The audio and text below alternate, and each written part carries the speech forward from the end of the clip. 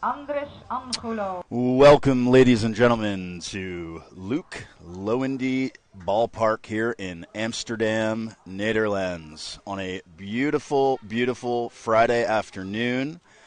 We are just hearing the lineups for this WBSC European Club Championship. We're going to go to the stadium announcer, who is in the middle of calling the lineups, and we'll be right back.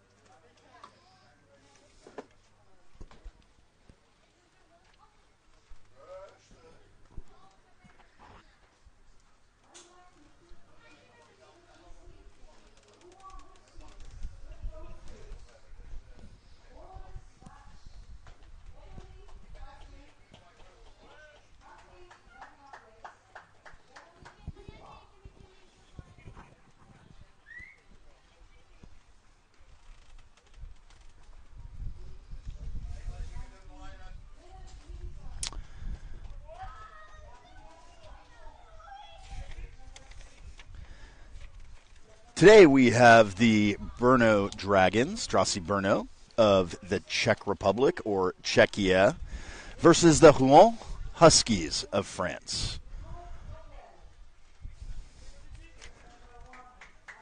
The Brno Dragons will be first to bat here, coming right up in about 10 minutes. Leading off for Brno, Philippe Musto at first base, wearing number 31. Batting second, wearing number 9, the center fielder, Arnost Dubovi. Batting third, wearing number 7, the catcher, Andres Angulo. Hitting fourth, wearing number 2, the second baseman, Jakob Hatmar. Batting fifth, playing wearing number 8, playing right field, Martin Kalabak. Batting sixth, wearing 56, the designated hitter, Milan Prokop. Batting seventh, donning number 23, the shortstop, Martin Pernica. Batting eighth, wearing number 1, the left fielder, Tomas Shandin. And batting ninth, wearing number 25, the third baseman, Jakob Winkler. Pitching for Brno, wearing number 28, Henderson Hurtado. And for the number 1 seed, the Rouen Huskies, in the leadoff slot, wearing number 1, the catcher, Dylan Gleason. Batting second, wearing number 3, the third baseman, Gabrielle Harrison. Batting third, wearing what appears to be number 30, I'll get to that number in a little bit, the right fielder, Bastien Dagneau.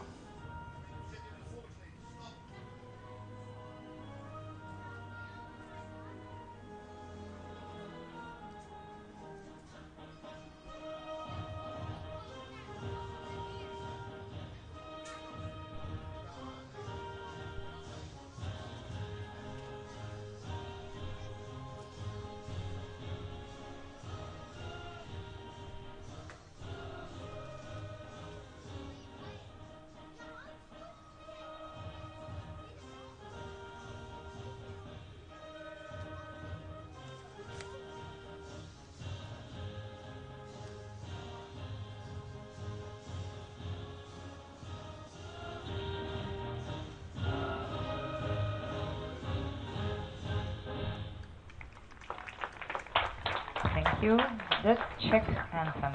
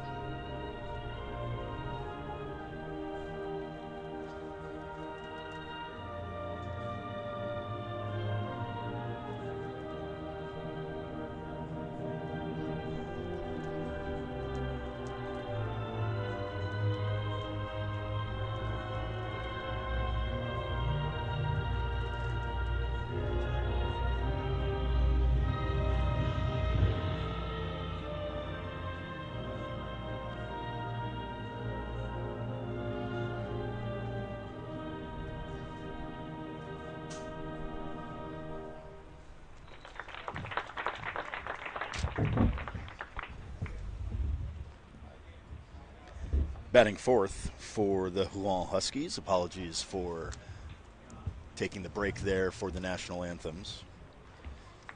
Wearing number 7, the designated hitter, Luis Brainville. Batting fifth, wearing number 40, the first baseman, Hugo Blondel. Batting sixth, wearing number 1, the shortstop, Maxime Lefevre. Batting seventh, wearing 27, the left fielder, Joris Bert. Hitting eighth, wearing number 5, the center fielder, Martin Visser. And batting ninth, wearing 25, the second baseman, boys Joseph and girls, Chabot. please, Pitching for a Rouen, kind reminder, wearing number 4, please bring the full bell. Alex McKinnon. The managers are out at home plate for the plate meeting with the umpires. We will have first pitch here in just a few minutes. To set the stage, it is Brno that is the home team.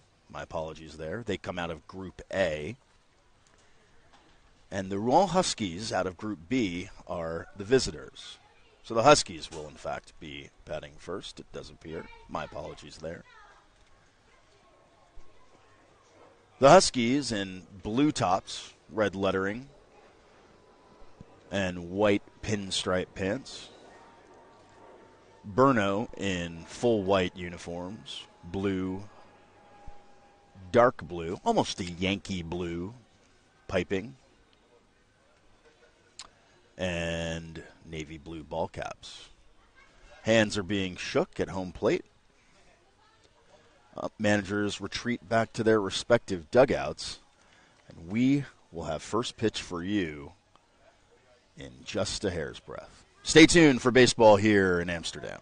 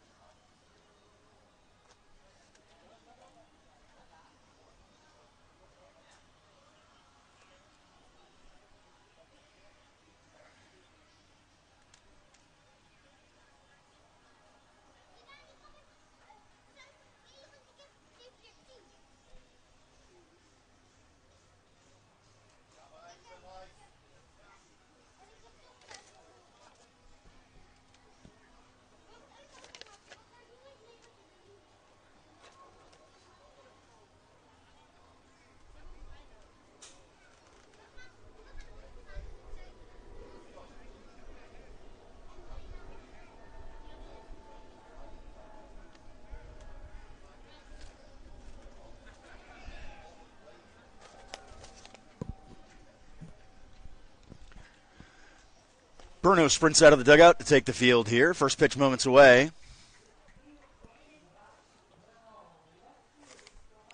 Starting pitcher Hurtado Henderson. Henderson Hurtado. Left-handed pitcher. Stocky build. He's out for the warm-up tosses. He'll begin the game for Brno, and we'll be tossing first pitch here in just a few moments.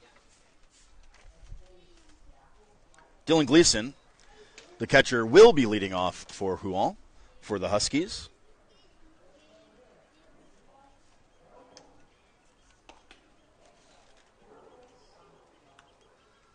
Just to give you a little background here, Dylan Gleason on the season down in France. Sporting a 300 average. Slugging only 320. But he does bring a 429 on base percentage to the Husky offense.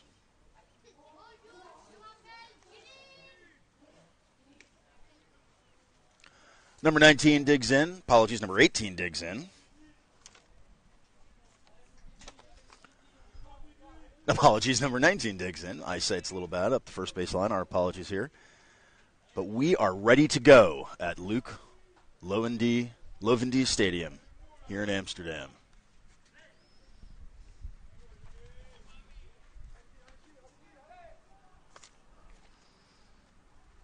Hurtado working out of the stretch, kicks and delivers, and it's low and outside for ball one, and we are underway here in Amsterdam.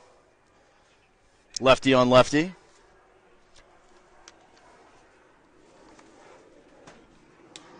Next offering from Hurtado is a called strike, fastball, 1-1's the count.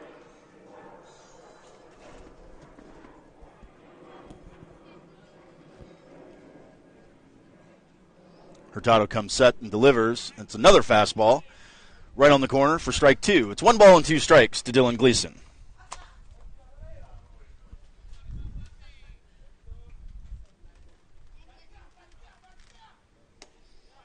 Here's the kick from Hurtado. It's outside. It's ball 2. 2 balls and 2 strikes.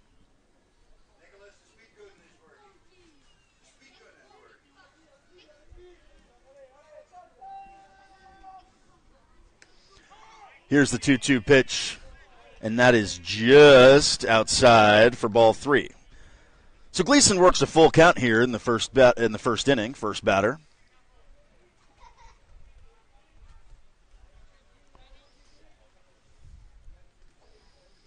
The 3-2 pitch is right there for a called third strike. Gleason disagreed. He was already heading up the first baseline, but the umpire had different ideas, and Gleason is rung up on 6 pitches. So that's 1 strikeout for Hurtado. That's 1 away here in the top of the first inning. And that'll bring to the plate Gabriel Harrison, the third baseman. Right-handed hitter facing the lefty. Hurtado rears back for a fastball, and it's a called strike. It's no balls and 1 strike to Gabriel Harrison. Hurtado peers in and gets his sign.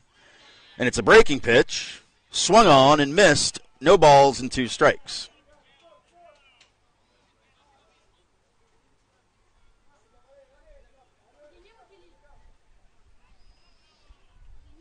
Hurtado with the deep breath. And the offering. And that's hit. That's a 0-2 fastball that plunks Harrison right on the knees. In a little bit of pain, it would appear, but he'll be okay, I think. Trainer comes out to check on him.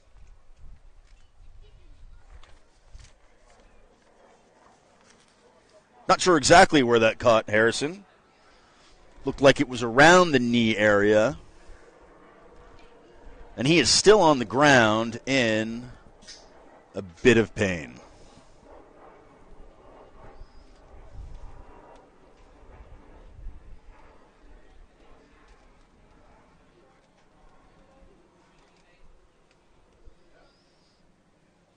Well, he's up on his feet, stretching things out, it would appear, and looks like he will take his place at first base.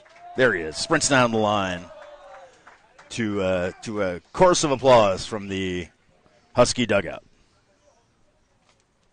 So Harrison is a 1-out base runner. And that'll bring to the plate Bastien Daigneault. Daigneault in right field today.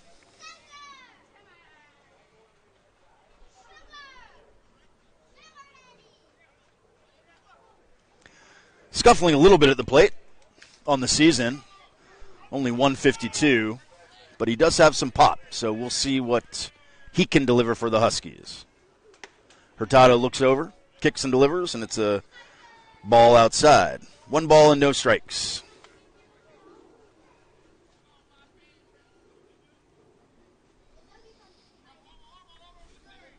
Harrison takes his lead. Hurtado throws over. Harrison a slide back in, but he's in easy.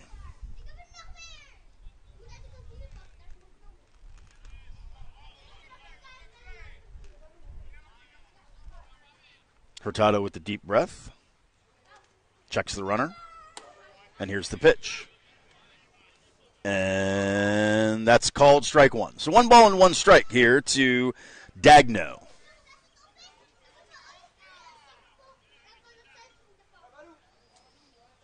Harrison late getting his lead. Hurtado peers over. Goes home. It's a breaking pitch. A little bit outside. 2 balls and 1 strike.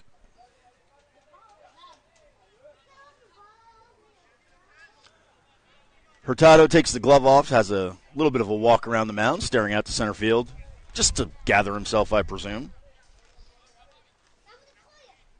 Comes set with his deep breath, his signature move, it would appear. Here's the leg kick and the pitch. It's a fastball swung on for strike 2. So 2 balls and 2 strikes to Bastien Dagno, the 3-hole hitter. So far, Harrison has stayed put at first base. Looks to have a conservative lead. But it will attract a throw from Hurtado. Lefty pitchers sometimes have a tell. They will often throw over to first base when they never look to first base. Hurtado did that twice already to this at-bat. Here's the 2-2 pitch. Fastball just outside. It's a ball. 3 balls and 2 strikes to Bastien Dagno.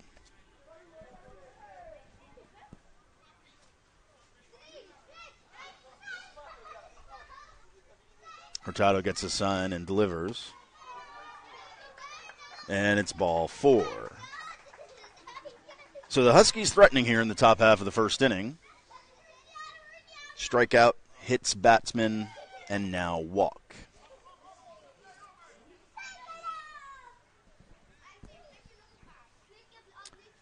The 4-hole hitter, designated hitter, Louis Brainville, now digs in, the right-handed hitter, facing the lefty Hurtado. Looks down to third base. Coach gets his signs, if there are any. First baseman's up. Third baseman's double play depth. Middle infield pinching.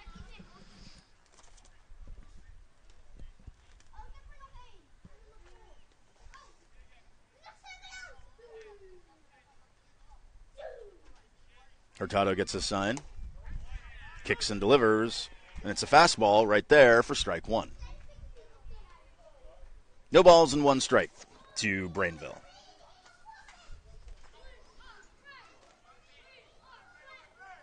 Brainville's tied for second on the team in hits coming into this tournament. Huskies could use a hit right now. Get the first run of the game. Hurtado's pitch is a curveball for strike 2, however, and Brainville faces an 0-2 count. 1 out, top of the first inning, runners on first and second.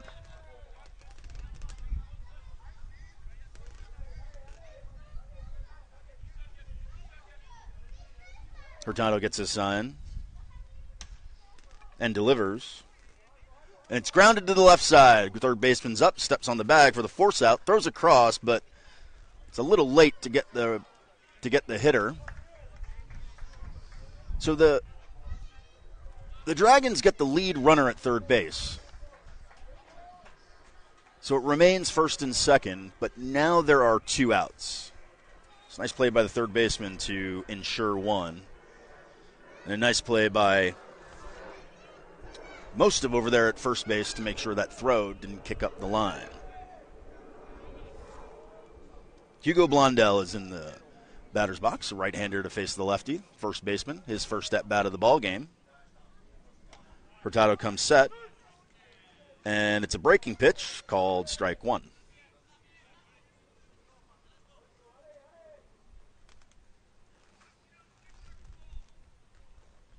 Hurtado stares in, gets his sign, has a look at second base, comes set and takes his deep breath. Runners are off, and the throw goes down to second base, and that's a caught stealing 2-6. So the Brno Dragons get out of the inning on a caught stealing, attempted double steal, didn't work out for him. We go to the bottom half of the first inning. It's no runs for Rouen. Brno coming to bat.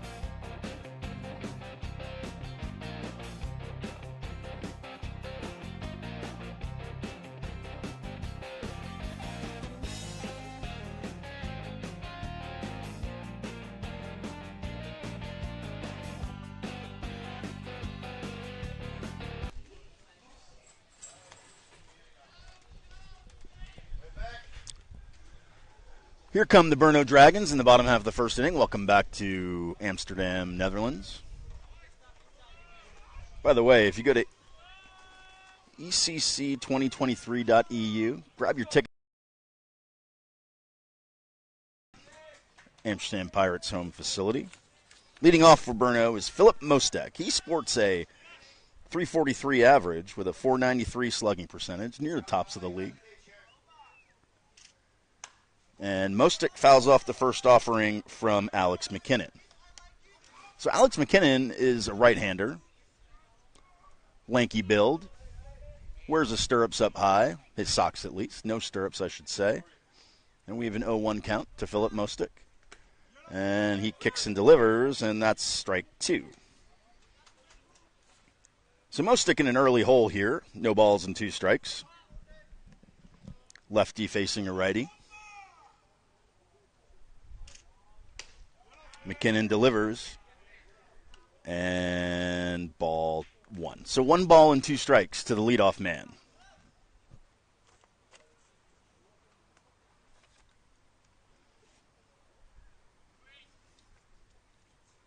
Here's the 1-2 pitch, and it's laced into center field for a base knock.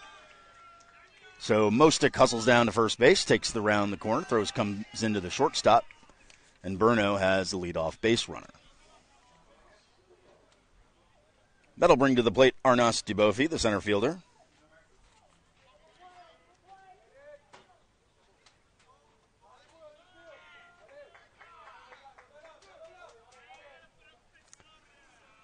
Right-hander on right-hander here.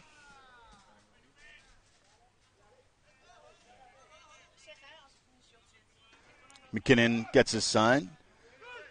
Squares to bunt, but he takes a fastball for a strike. It's no balls and 1 strike to Arnaus Dubofi.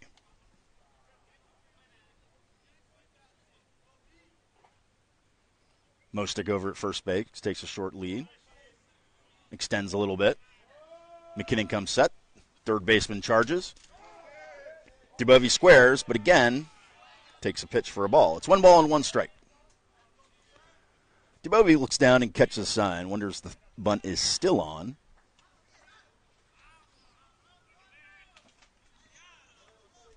Huskies playing like it is.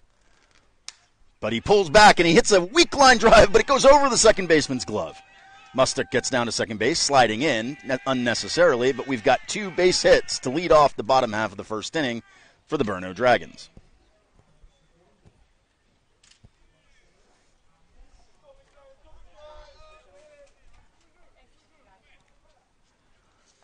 So batting for Brno is arguably their best hitter, 3-hole, catcher Andres Angulo.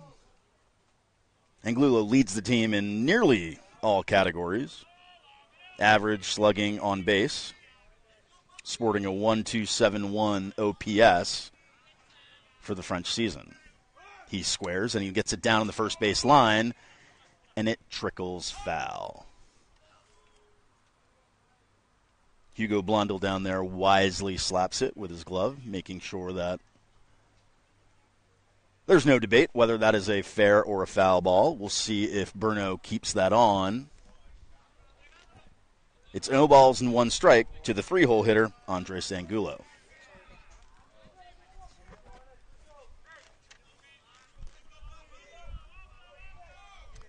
McKinnon looks in and gets his sign. Comes to the belt. And delivers. It's a breaking pitch up and away. No sign from Angulo like he was squaring, so it's 1 ball and 1 strikes to the 3-hole hitter.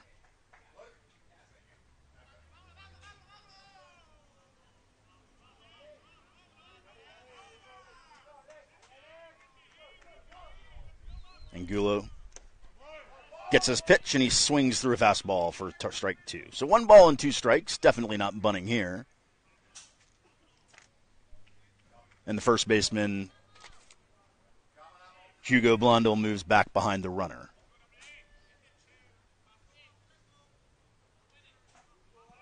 McKinnon takes a look at second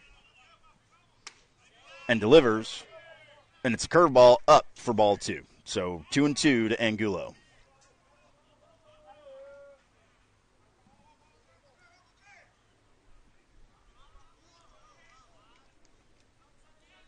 McKinnon readies for the 2-2 pitch. He delivers, and it's grounded to the second baseman. Goes to shortstop for one, fakes the throw, and gets the runner at second base.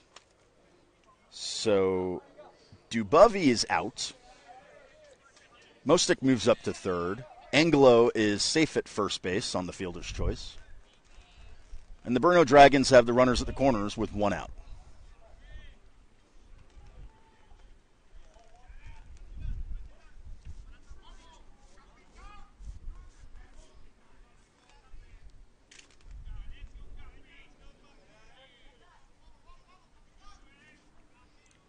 Jakob Hotmar steps in for Brno. McKinnon gets his sign, comes set, quickly delivers. And it's a fastball fouled up along the first base line, out of play. McKinnon gets a new baseball, steps on the rubber. Andres Angelo being held on by Blondel over at first. McKinnon delivers, and it's a ground ball up the middle for a base hit. One run will score. Angelo rounds second and heads to third. The throw goes to third base. He's safe. And Hotmar moves up on the throw to third. So Brno's in business with one run across and runners at second and third base.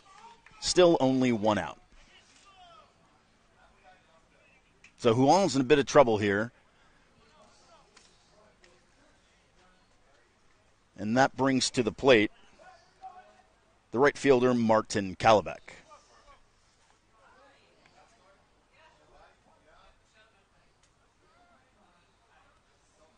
Kalabek, one of the top sluggers on this Brno franchise, on this Brno roster.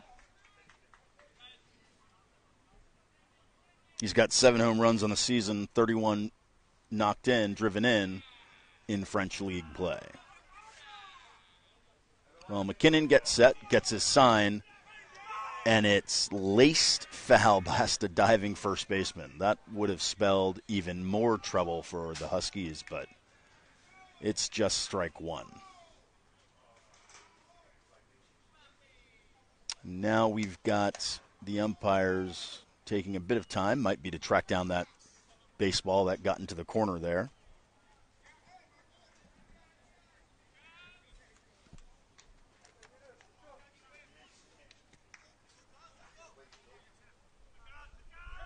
Bat boy on that. McKinnon has a new baseball, and he's ready to go. He comes set and spikes a pitch. That gets past the catcher, so Angelo's going to score easily. Hotmar moves up to third base on the wild pitch. And that's 2 runs now across for the Brno Dragons in the bottom of the first inning. Still only one out.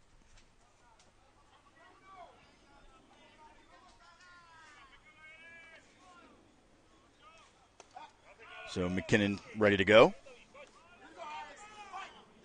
And that's ball one. I apologize. Another ball, 2 balls and 1 strike. Still the same hitter. Here's the next offering from McKinnon. And it's down for ball 3. 3 balls and 1 strike to Martin Kalabek.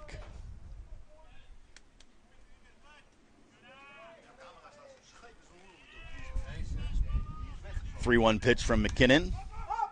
And it's lifted in the air to left field. Left field is underneath it, makes the grab, throws home with the runner tagging, and he is out at home plate. So that's a fly ball left field out. 7-2 on the putout. The runner attempting to score, but the Dragons put up 2 runs and lead the Huskies 2-0. We go to the top of the second inning. It's 2 Brno, Huskies 0.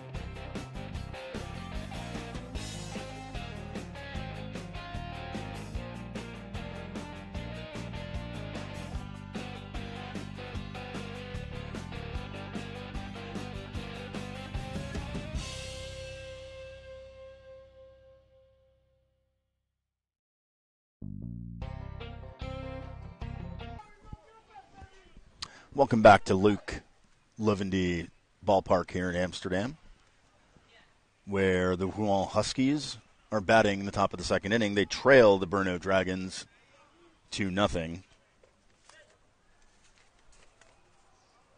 Hugo Blondell leading off, the first baseman for the Huskies. He takes the first offering from Brno, and it's low for ball one. Henderson Hurtado, the lefty, still on the mound, obviously, for Brno. Takes a 2-0 lead into this top second.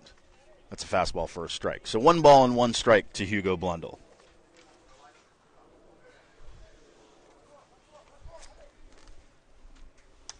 Here's the pitch from Hurtado, and it's tapped foul along the left third base line. So 1 ball and 1 strike.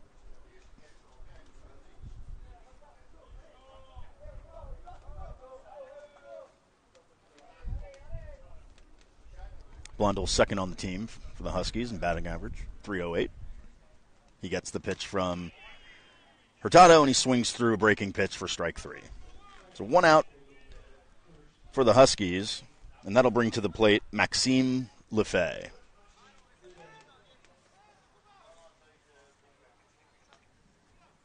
Another right-hander to face the lefty Hurtado. So far, the southpaw is dealing against this heavy Huskies, right-handed Huskies lineup. Hurtado looks in and gets his sign. And it's a breaking pitch in the dirt that clips Lefebvre.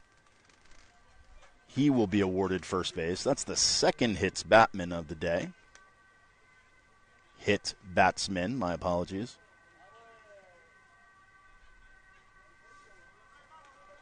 Lefebvre makes the casual walk down to first base, still scuffling a little bit, but I think he's going to be okay. Not sure exactly where that got him, but looked like it was just off the toe maybe. And Joris Burt comes to the plate, the left fielder. Lefty on lefty here. Nobody out. Apologies, 1 out. Top of the second, and Burt takes a fastball for a strike. Squared to bunt, but it's 0-1 to the left-hander.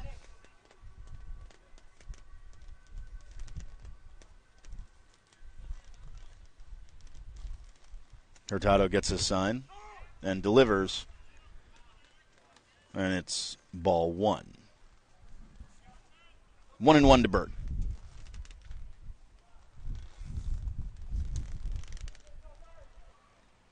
Lefebvre takes his lead. Hurtado gets his sign. Long pause by the pitcher. And Burt squares again, but takes a fastball off the plate for ball 2.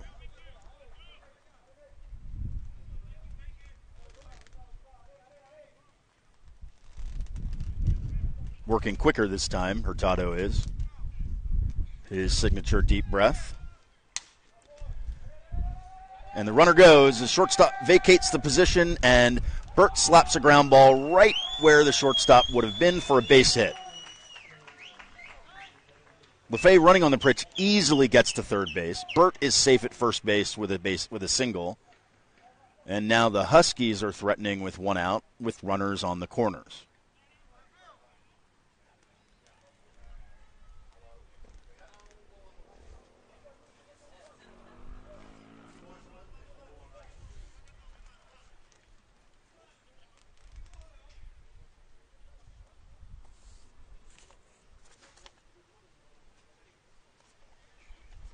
Stepping in for the Huskies is Martin Visser. Martin Visser, a righty. And Hurtado elects to throw over to first base, but Burt retreats easily.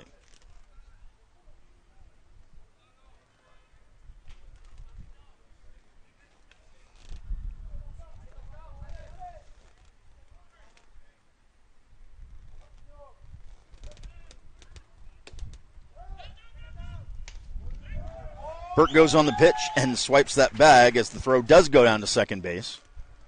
But that'll be he was 100% on the season in attempted stolen bases. That's another one for him. And that puts two runners in scoring position, second and third, with less than 2 out for the Rouen Huskies.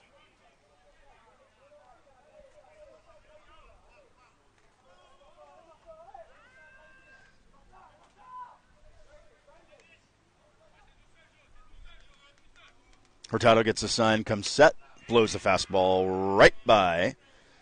No balls and 2 strikes to Martin Visick.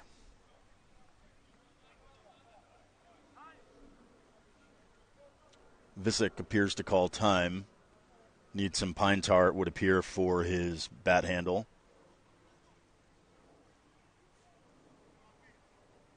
Visick does not employ the use of batting gloves, so trying to improve that tack on the grip. He steps back in. He looks ready to go. Needs a little more dirt. Hurtado clearly frustrated with Visick. Decides to walk off the back of the mound and take a little stroll, but he's back on the mound, towing the rubber, ready to go. Second and third, 1 out. Martin Visick facing Hurtado. And that's a fastball from Hurtado for a strike. Angela throws down to back pick the runner at third base, but he scampers back easily. And it's an 0-2 count to Martin Visick.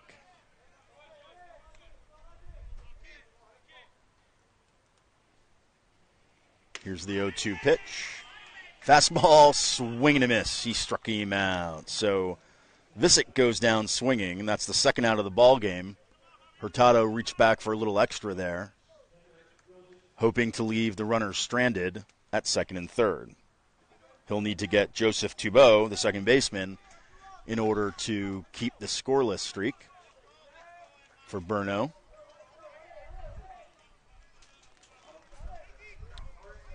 With the 9-hole hitter up, the third baseman for Brno, Jakob Winkler. Jakob Winkler remains even with the bag, and Hurtado fires a fastball right by Thibault for strike 1. No balls and 1 strike, 2 out here in the top of the second.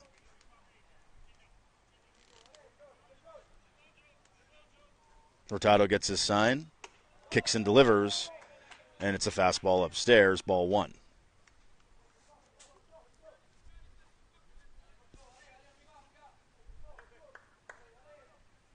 The lefty works exclusively out of the stretch. No windup for him. He comes to the belt. And a slider ties Thibault up, handcuffs him.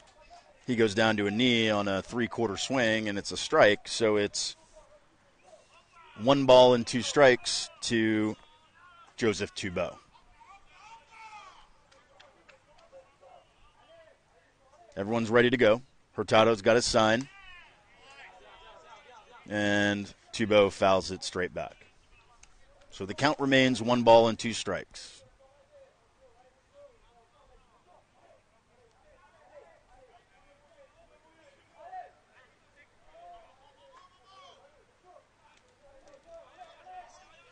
Hurtado is completely unfazed by the runners on base, only keying in on Thibault.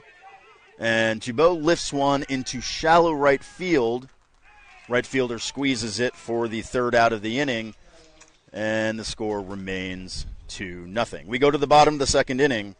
It's the Rouen Huskies 0, Brno 2. Brno coming to bat in just a few moments.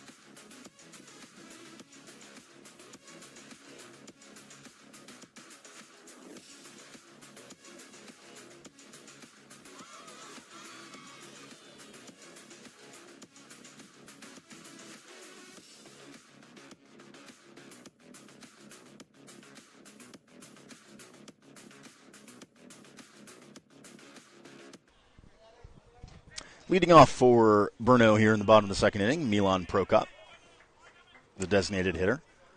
The righty takes the first offering from McKinnon, and he fouls it back behind home plate up over the netting. So no balls and one strike to Prokop.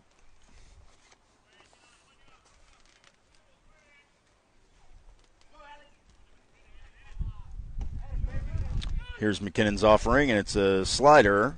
Check swing from Prokop, but he went around, the umpire says, and it's strike two. So no balls and two strikes to Prokop, arguably the second best offensive player on the Brno Dragons. He takes a breaking pitch upstairs for ball one. So 1 ball and 2 strikes. McKinnon working exceptionally fast right here. And that pitch is just off the plate. Prokop takes it. Works the count to 2-2. 2 balls and 2 strikes to Milan Prokop.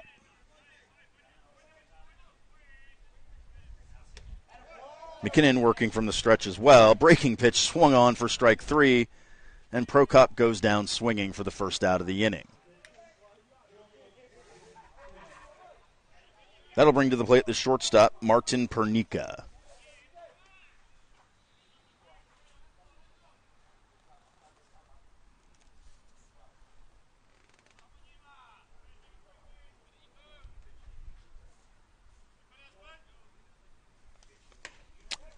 And the first pitch from McKinnon to Pernica is upstairs for a ball. 1 ball and no strikes.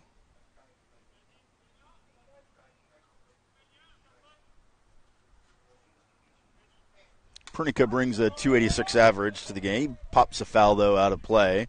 Brings a .286 average to the Dragon lineup.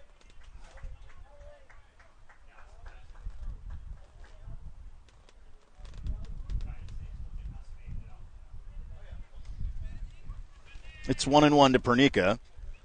McKinnon ready to go, and it's a breaking pitch. And taken for strike 2.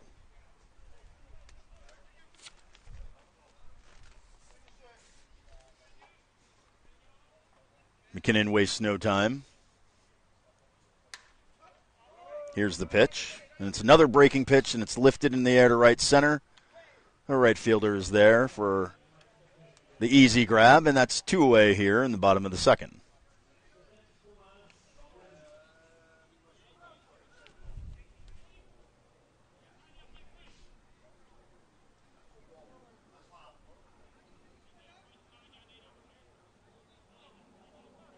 So Tomas Chadin comes to the plate, left-hander to face McKinnon.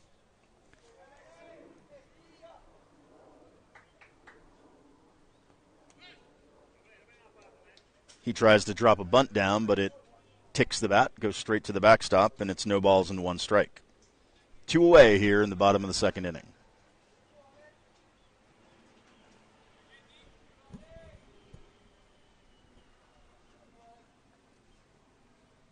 McKinnon gets his sign, and his offering is fouled back again.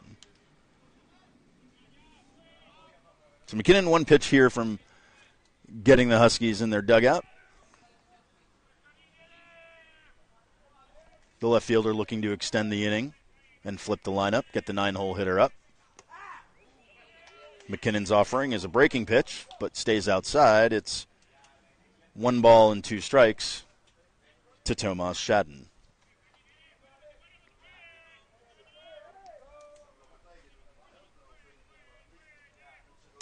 Here's the pitch from McKinnon. Fastball, fouled off the left field line. up behind the Brno dugout. Count stays 1-2.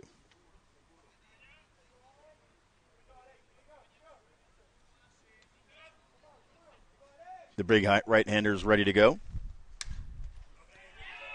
He fires a fastball, and it's turned around right back through the box for a base hit. Ground ball up the middle, fielded by the center fielder, who throws on in, and that's a base knock for Tomas Shen, the left fielder, bringing to the plate the 9-hole hitter, Jakob Winkler. So Chadden does his job, at least flips the lineup.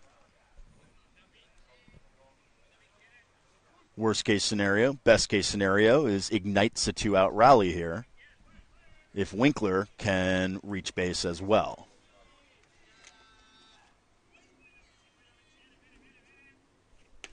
McKinnon rocks and fires, and Winkler takes a fastball outside. It's 1 ball and no strikes to Winkler. 2 away, bottom of the second inning. McKinnon comes set, and it's low for ball 2. 2 balls and no strikes to the hitter.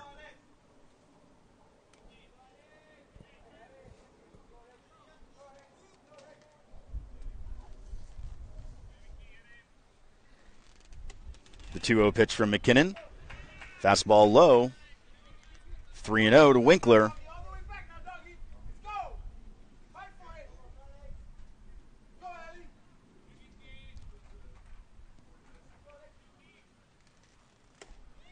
Winkler taking all the way, takes ball 4, and now the Dragons, have 2 runners on with 2 out for the leadoff hitter, Philippe Mostik.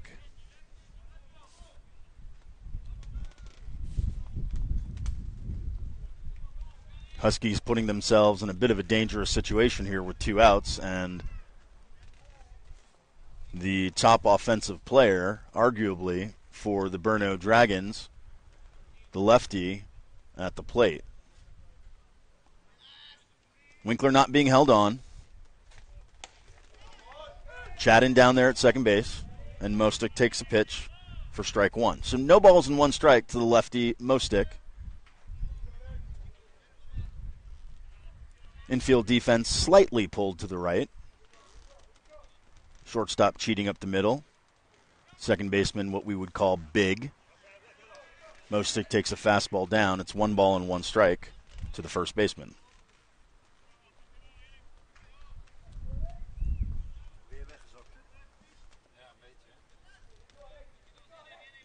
McKinnon stares in for a while. Finally, they agree on a pitch. Looks at second base and kicks and delivers. And it's lined into right center for a base hit. 1 run will score.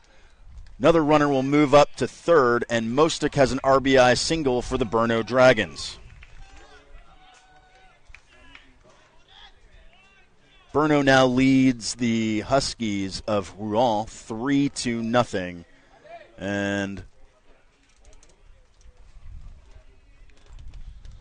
the 2-out single followed by a walk is followed by another 2-out single. And the Huskies have given up another run here in the bottom of the second inning. So McKinnon looking to get out of this. His first offering is up and inside, and it's 1-0 to the center fielder, Arnost Dubovi. So the right-hander Dubovi looking to jump on a McKinnon offering. And he takes a fastball low. It's 2 balls and no strikes.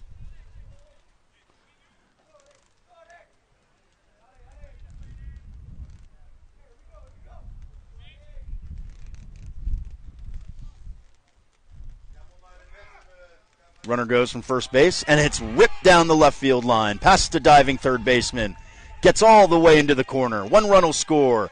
Mostik's going to score from first base. And Dubovi has a stand-up 2 RBI double for Brno to increase their lead to 5-0 over the Huskies. All 3 runs this inning for Brno have come with 2 outs. And Dylan Gleason, the Husky catcher, is out on the mound to have a chit-chat with Alex McKinnon. Might be stalling a little bit to get whoever's up in the Husky bullpen some more time, some more pitches, because McKinnon is struggling here through 1 2/3 innings. So the mound visit from Gleason is over. And that'll bring to the plate Andres Angulo, the catcher.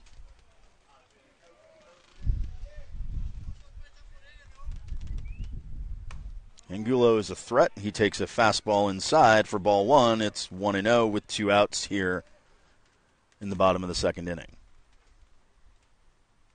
6 hits for Brno.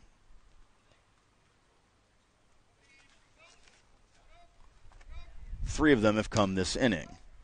Here's the pitch to Angulo, and he lifts it on the infield, battling the sun, battling the wind, but the second baseman, Joseph Thibault, makes the grab, and that's 3 outs. Well, Brno posts 3 runs to make it 5-0.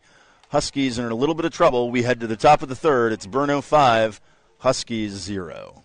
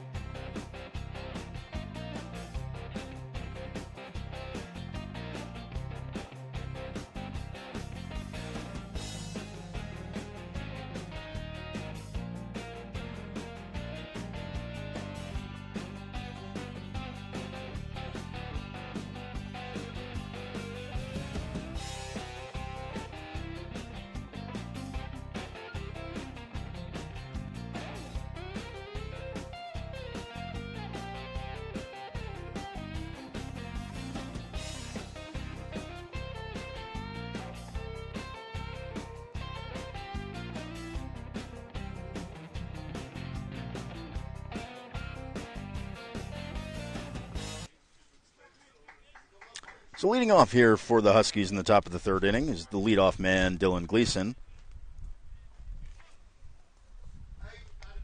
Gleason struck out swinging in his first at-bat, and he takes the first pitch and fouls it back behind the plate. It's no balls and 1 strike to the catcher.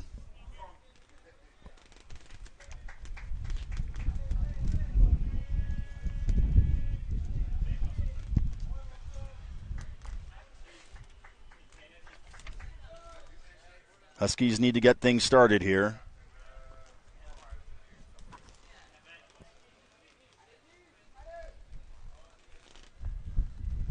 Hurtado and Gula finally get on the same page. He's ready to go. And he kicks and delivers, and it's a fastball in the dirt for ball 1. So 1 ball and 1 strike to Dylan Gleason.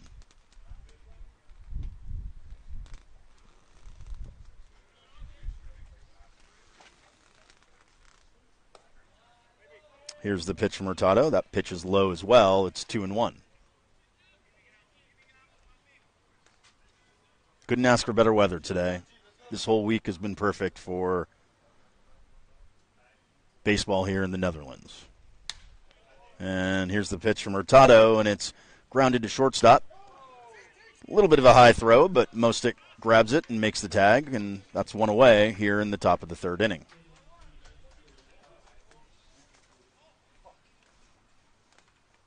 That brings Gabrielle Harrison, the third baseman, to the plate.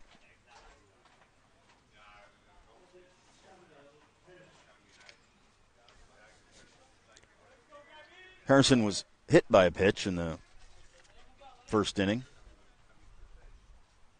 Stayed in the game.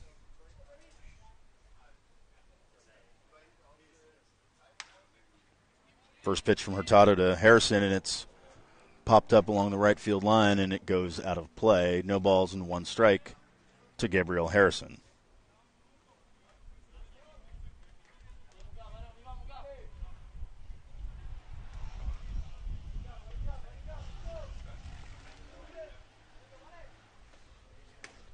Here's the 0-1 pitch from Hurtado, and it's upstairs for a ball. 1 ball and 1 strike.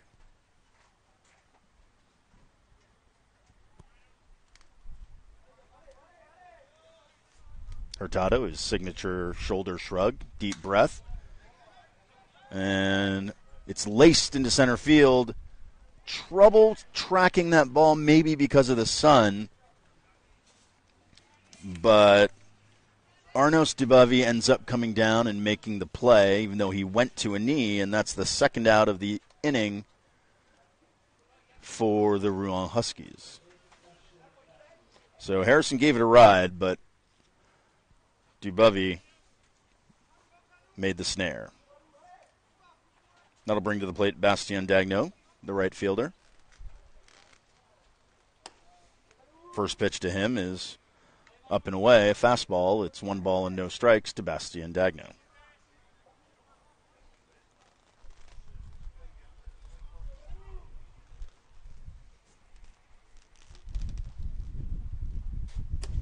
Here's the pitch from Hurtado. It's fastball right there, right at the knees. 1 ball and 1 strike. Always want to make sure to apologize if I'm getting names wrong. I do apologize out there. Want to make sure not to offend anybody.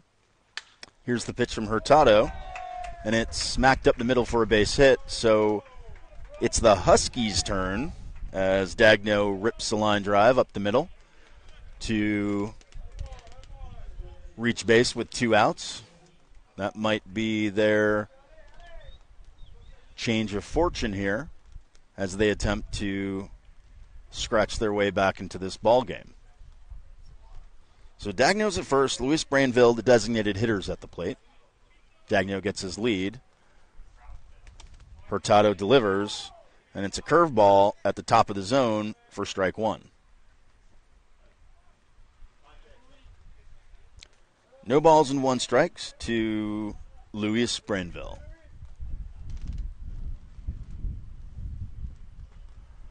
Hurtado ready to go. Curveball, squirreled foul down the third base line. It's 0-2.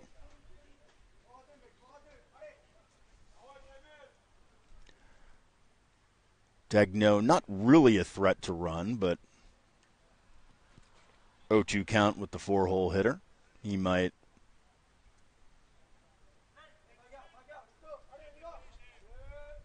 be told to. We'll see here in a moment. He grabs a lead, nothing doing. And Brainville chases a ball in the dirt. Angelo throws down to first base. Mostek, who steps on the bag, and that's the 3rd out of the inning. So another strikeout there. That'll end the brewing 2-out threat. We go to the bottom of the 3rd inning. It's the Brno Dragons 5, the Rouen Huskies 0.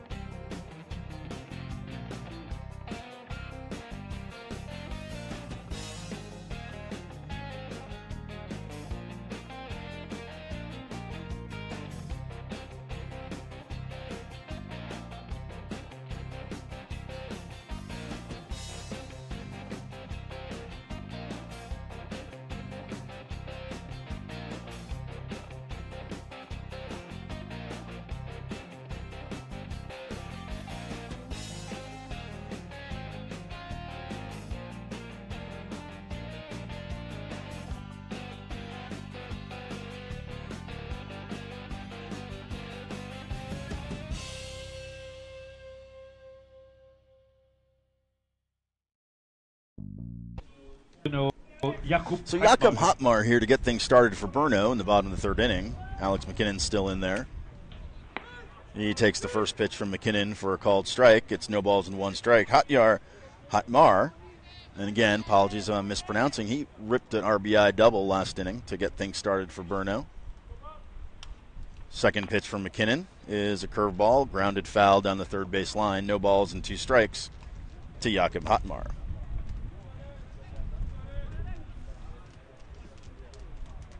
Pointed this out the other day. Hotmar with a distinct physical difference than Mickey Morandini, the former Philly second baseman, tall, lanky guy.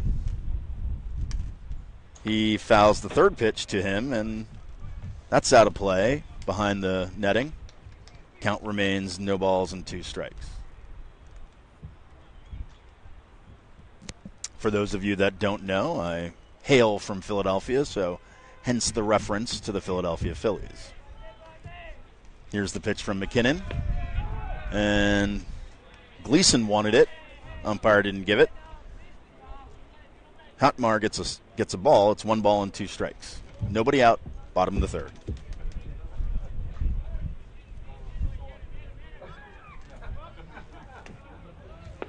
McKinnon slider. Check swing by Hotmar, but the umpire says he went around, and that's going to be a strikeout for McKinnon. So Hotmar down, 1 out here in the bottom of the third. That'll bring to the plate the right fielder, Martin Kalabek. Kalabek 0 for 1 on the day, 154 on the tournament.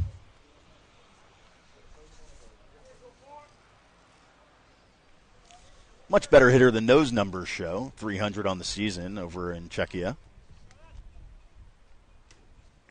And he takes the first pitch from McKinnon inside for ball 1. 1 ball and no strikes to Martin Kalabek.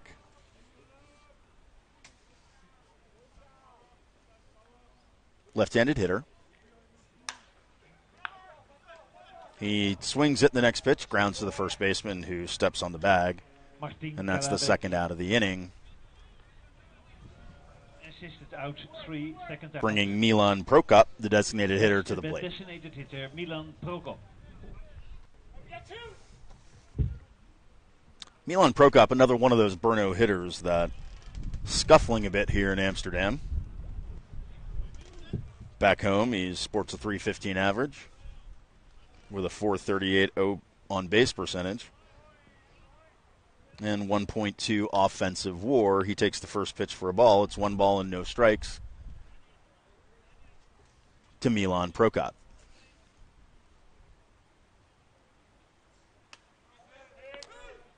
McKinnon delivers. Curveball, catches the corner for a strike when it's 1-1.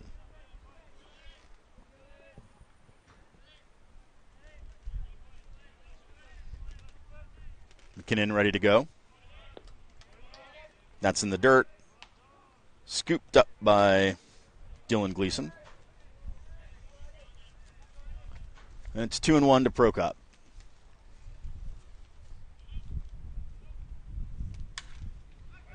Here's the pitch from McKinnon. Curveball. Swung on, deep to left field. 1 hop off the fence. Prokop's got a stand-up double.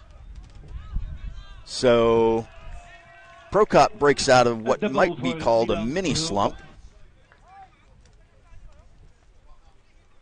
with a 1 hop off the fence stand-up double over the head of the left fielder, Joris Burt. And Brno could be in business here again with 2 outs here in the bottom of the third. So that'll bring to the plate Martin Pernicka. Pernicka takes the first pitch down in the dirt for a ball. It's 1 ball and no strike. Runner on second base, 2 outs, bottom of the third inning.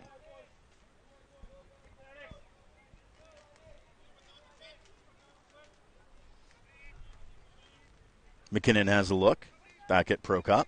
Looks again. And spins one. Gets Pernicka to chase it in the dirt. It's 1 ball and 1 strike to Martin Pernicka.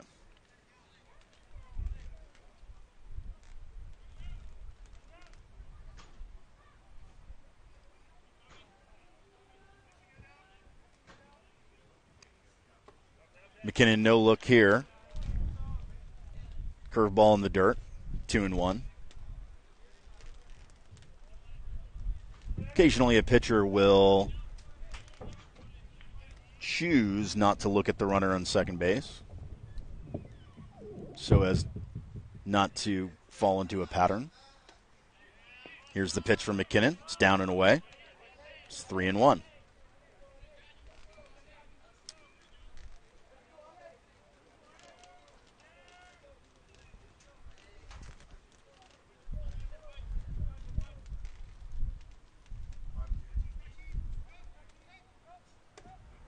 McKinnon doesn't check the runner again, and that's a fastball outside for ball 4. So we've been here before with the Huskies and with McKinnon.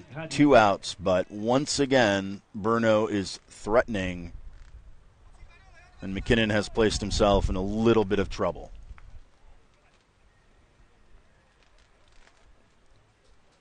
Two runs in the first for Brno, 3 runs in the second. 2 runners on, 1 in scoring position now. And Tomas Shadin, who had a big hit last inning, he takes the first offering for a ball. 1 ball and no strikes to the lefty. Lefty on righty.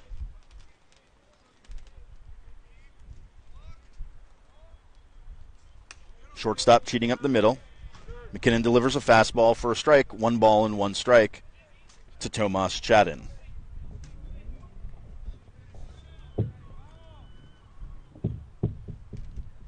Shadin scored a run last inning.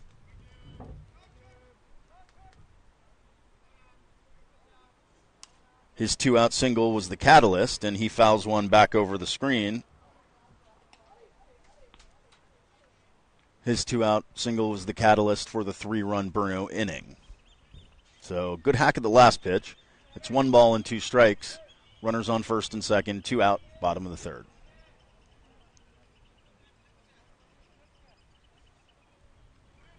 McKinnon doesn't like something and steps off the rubber, but he's right back ready to go. He gets his sign, sets at the belt, kicks, and delivers, and it's a curveball swung through for strike 3. So that's the 3rd out of the inning. Brno ends up stranding those 2 runners. We head to the top of the 4th inning. Huskies 0, Brno 5.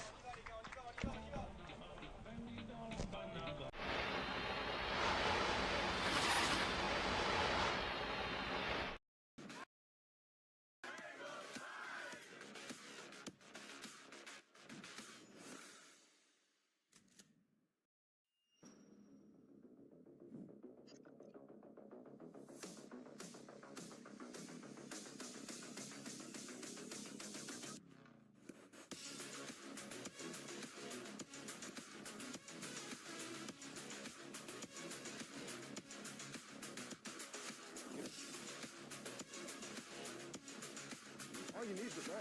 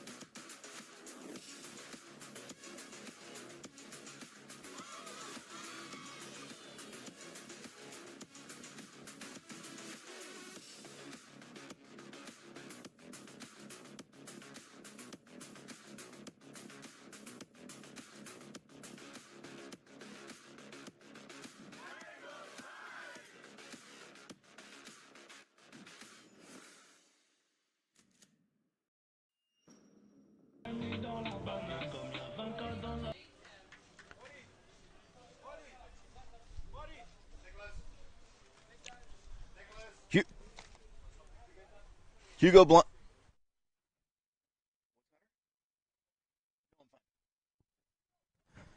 Hugo Blondell leading things off here in the top of the 4th inning. Blondell 0 for 1 from the day with a strikeout. He takes the first pitch, and it's ball 1. Pardon me, it's a strike. No balls and 1 strike to Hugo Blondell.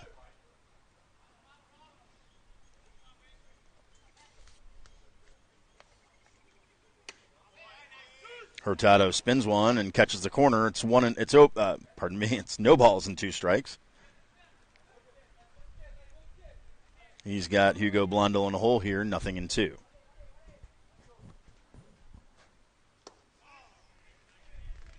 And I take that back. That was a 1-1 pitch. It's now 1-2.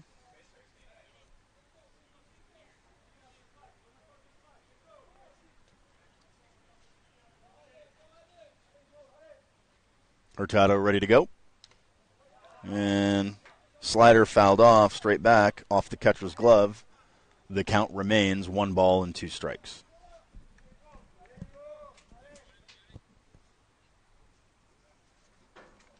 Husky first baseman 0 for 1 on the day with a strikeout. Signature shrug from Hurtado. And that fastball soars to the backstop, nowhere near the plate. So, 2 balls and 2 strikes to the Husky first baseman.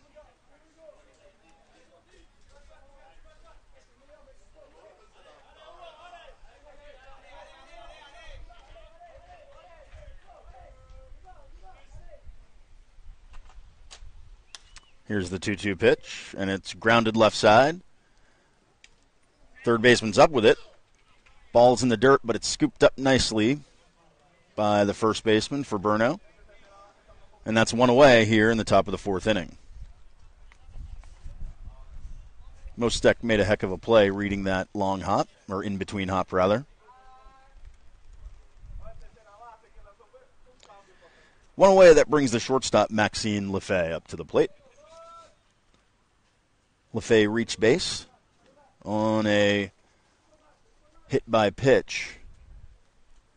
His last plate appearance, he takes the first pitch from Hurtado for strike 1 on the corner. And it's no balls and 1 strike to Maxime Lefebvre.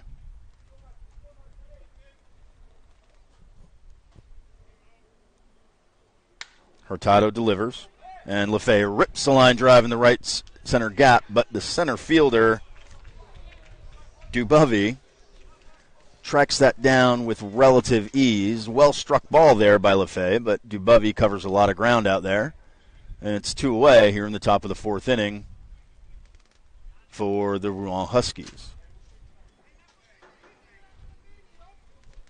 Despite a couple of hit batsmen, Hurtado has been cruising along here.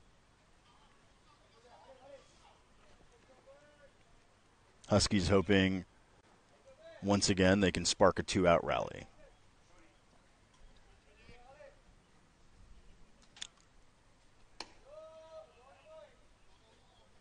Fastball up from Hurtado. It's ball 1. It's the hope they hope to do again. They have not sparked a 2-out rally to date. They remain scoreless. And the second pitch from Hurtado runs down and in. 2 balls and no strike to Joris Bert.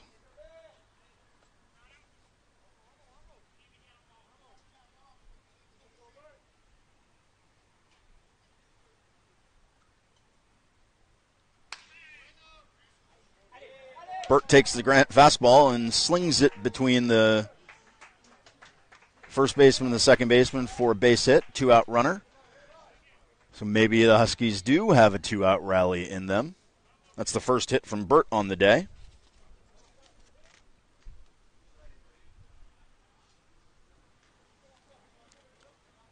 And that'll bring to the plate Martin Visick, the center fielder.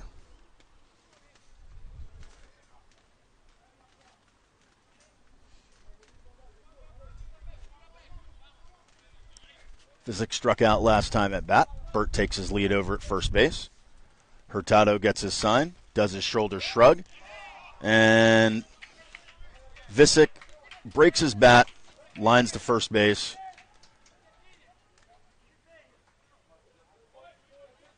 And we have a situation here that's going to bring the Brno manager out of the dugout. Visick seemed to break his bat, a weak line drive to the first baseman. Philippe Mostek made the play. Brno thought that was the 3rd out of the inning. I think the umpire is calling catcher's interference. Andres Angel appears to be patting his chest as if to say, my apologies. I believe Visic's bat clipped Angela's glove, and that would be catcher's interference. That will be an E2.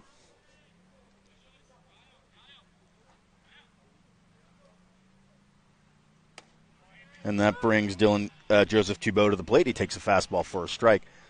So Visic hit a weak line drive. It was grabbed by the first baseman.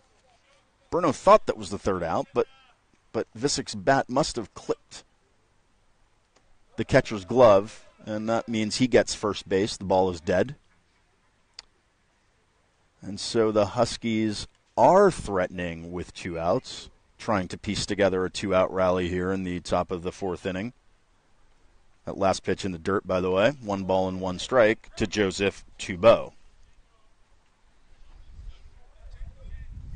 Hurtado gets his sign. Signature, breathe in, breathe out, shoulder shrug. Rocks and fires, and it's a fastball way upstairs. 2 balls and 1 strike to Thibault.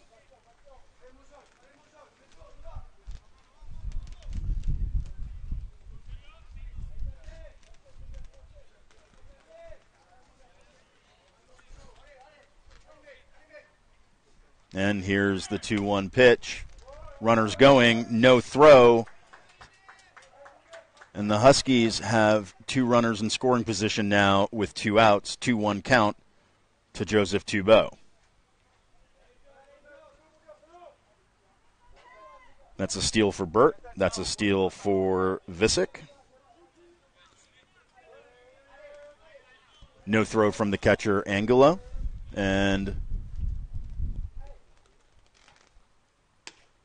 Hurtado looks to get out of this inning. Apologies, that was a 3-1 count. That curveball fluttered, stayed outside, and now the Huskies have the bases loaded,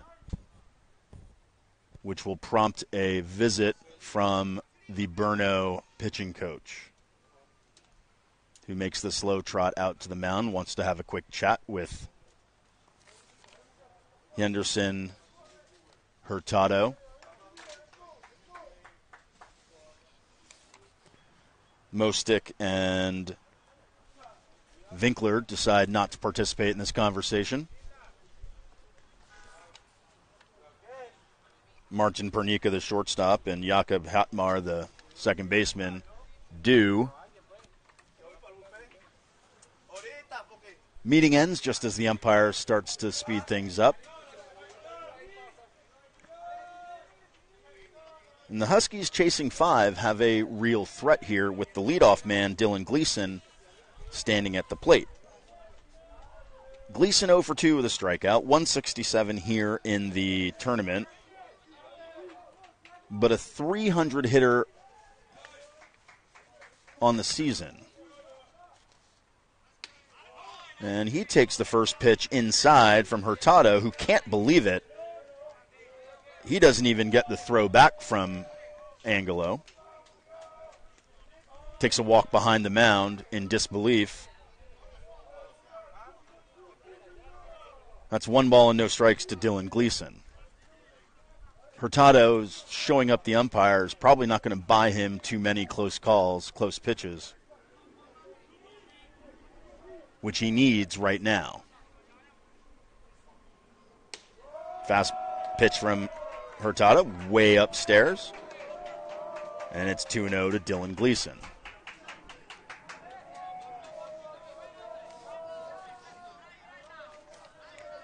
Burt's at third, Visic's at second, Thibault is at first,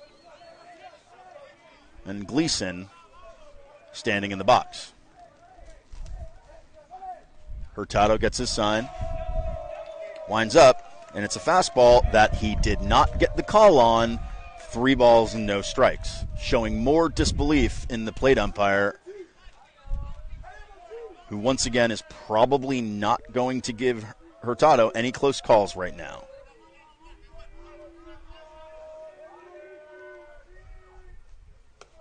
Here's the 3-0 pitch from Hurtado. Fastball clips the corner. And it's 3-1 to Dylan Gleason. Hurtado looking to move quickly, stares in, gets his sign. Deep breath. Kicks, fires, and that is ball 4. So Huskies get their first run of the game on an RBI walk to Dylan Gleason. Runners will move up to second and third base. Bases remain loaded. And Henderson Hurtado is yelling at the plate ump right now. He's standing behind the mound. He has his hands on his hip. Thoroughly displeased with the plate ump. But to be fair, the pitches he's complaining about were not strikes.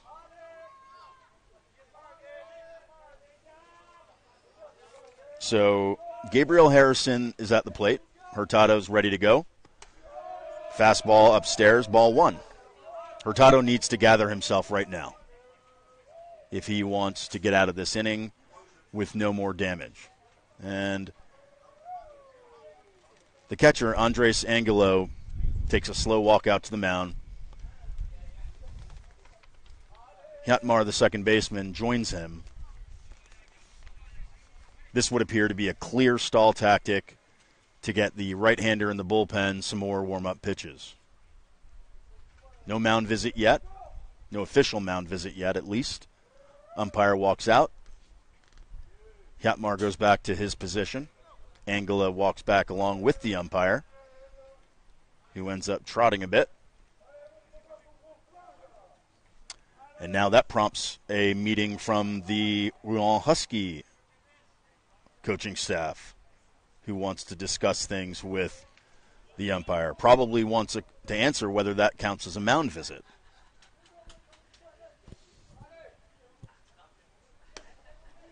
Hurtado taking a couple warm-up tosses to stay loose.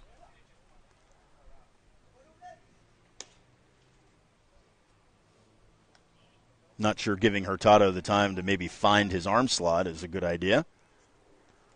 But now one of the base umps is joining the plate ump. Now all 3 of them are. Oh, okay, nope, that's it. Meeting over. No further discussion required. Just to reset for you, we have the bases loaded for the Huskies. Gabriel Harrison, the third baseman, up. 1-0 count, 2 outs, top of the 4th. Hurtado gets a sign, paints black on the outside corner, and that's 1-1 now to the third baseman, Gabriel Harrison.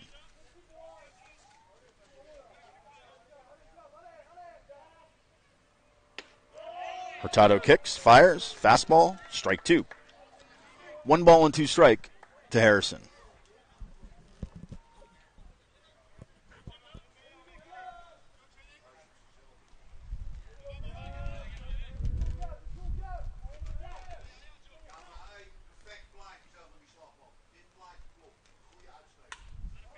Here's the 1-2 pitch, fouled straight back.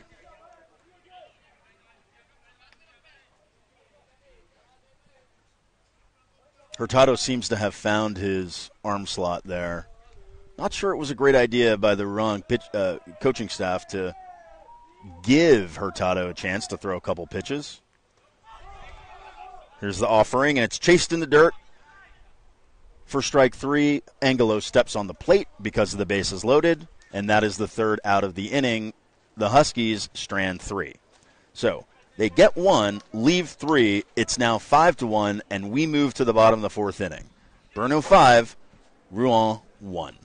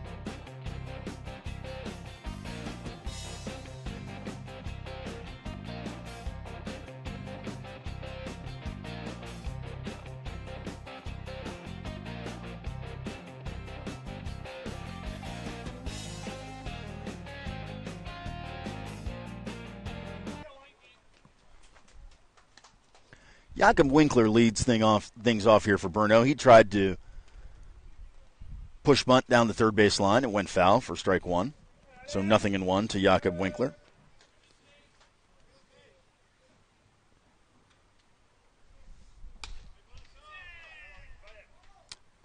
McKinnon's offering is way outside. 1 ball and 1 strike. Winkler did not show any interest in bunting there, so probably a one-and-done situation on the push bunt. McKinnon gets his sign, ready to go.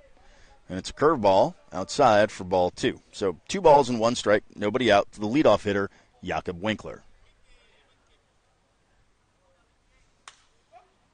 Here's the offering from McKinnon, and it's lifted foul, out of play along the third base line. Count moves to 2-2.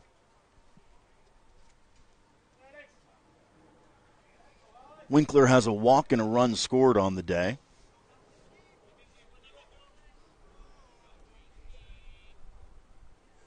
This is his first official at bat, and it's going to end in a called third strikeout. So leadoff hitter Winkler heads back to the dugout, a victim of McKinnon's curveball.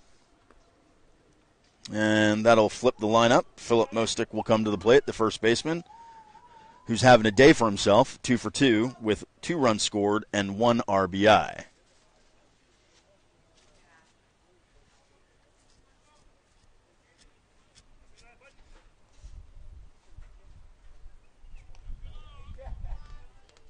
Mostek stands in.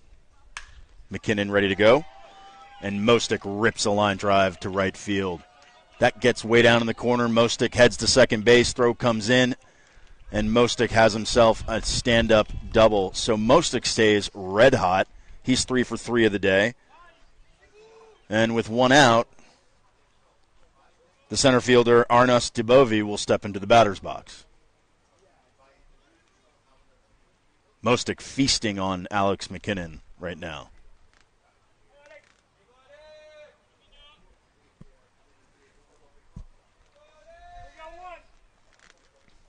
Runner on second, 1 out. Arnas Dibovi at the batter.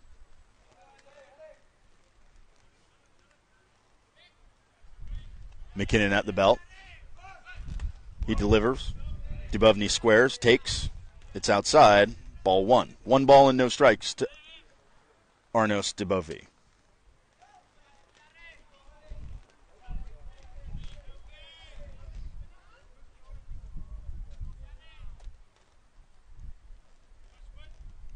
Mostek gets his lead. Second baseman chases him back a little bit. And McKinnon's pitch is outside, 2-0.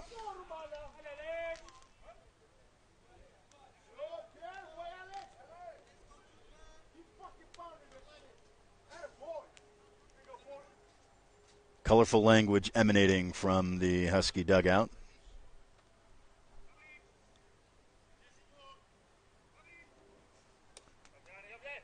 McKinnon's offering is a curveball that drops in right at the knees. 2 balls and 1 strike to Arnas Dibovi.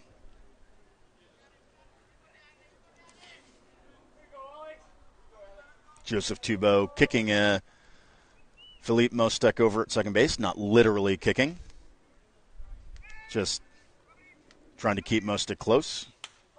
Here's the pitch from McKinnon, and it's popped up. Shortstop drifts out to shallow left field. He's got it, squeezes it. And that's the second out of the inning.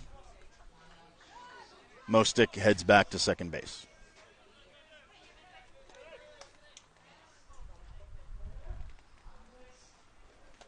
So Andres Angela, the catcher, is now up to bat against Alex McKinnon. It was his catcher's interference that allowed Visick to reach base in the top half of this inning.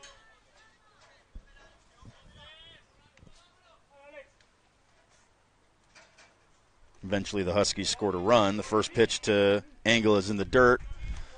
Mostek doesn't move up. Gleason does a good job blocking it. And it's 1-0 to Andres Angula.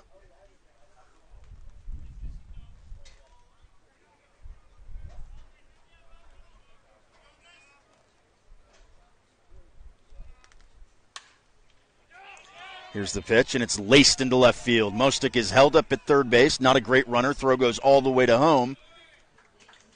But it gets to Gleason quick enough. Angelo does not have a chance to move up, and Brno has runners on the corners with 2 outs. So once again, the Dragons are threatening with 2 out, putting together a rally, potential rally here. Mostik not a great base runner. He got the stop sign thrown up at him, scampered back to third base as the throw went all the way home. The second baseman, Jakub Hatmar, who is having himself a day as well, he steps into the plate, and Angela's off running. No throw. Angela has the stolen base easily. Hatmar takes the pitch for a strike, I believe. And now Brno has runners at second and third with 2 out for the second baseman.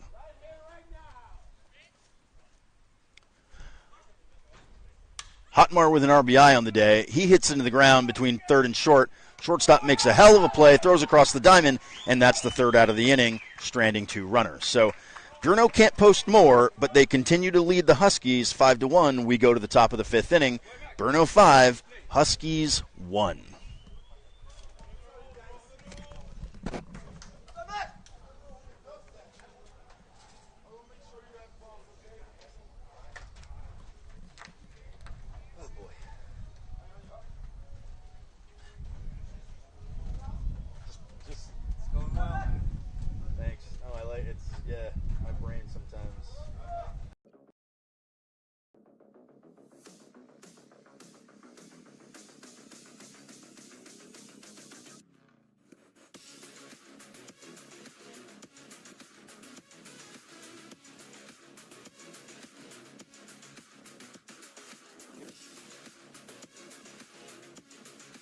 All you need is the ball.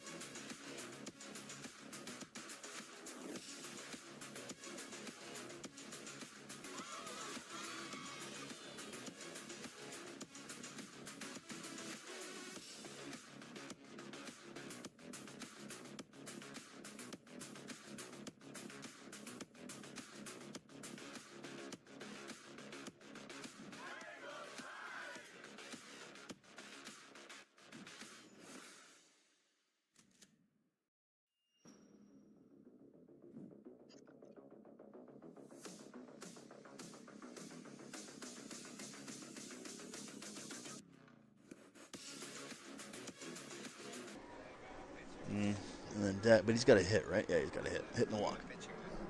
Pitching change, huh? Okay. Hey, pitching change here for the Brno Dragons. That'll be all for Henderson Hurtado. We'll get you his line as soon as we can. New pitcher number 43, David Mergens. He came in the ball game in Brno's game against Paderborn on Wednesday. Rouen Huskies. Next batter, Bastien Dagno.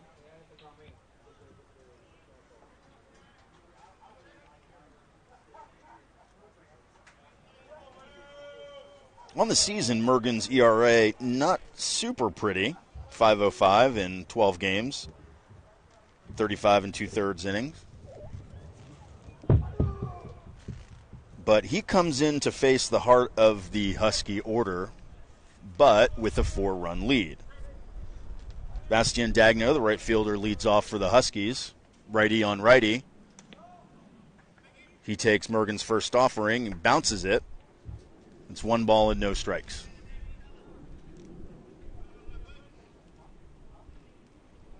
Brno leads 5-1, top of the 5th.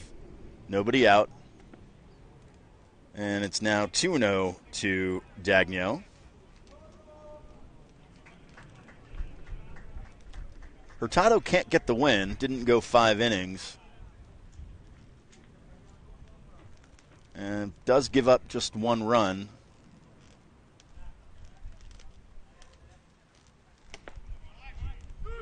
Mergen's next offering is right there on the corner. 2 balls and 1 strike to Bastien Daguenot.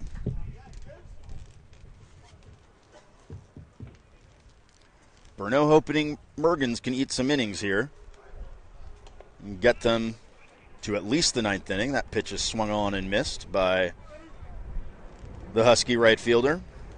2 balls and 2 strikes.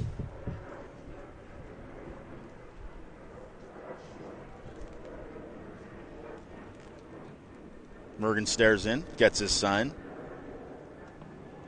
And breaking pitch down and away. Count is full.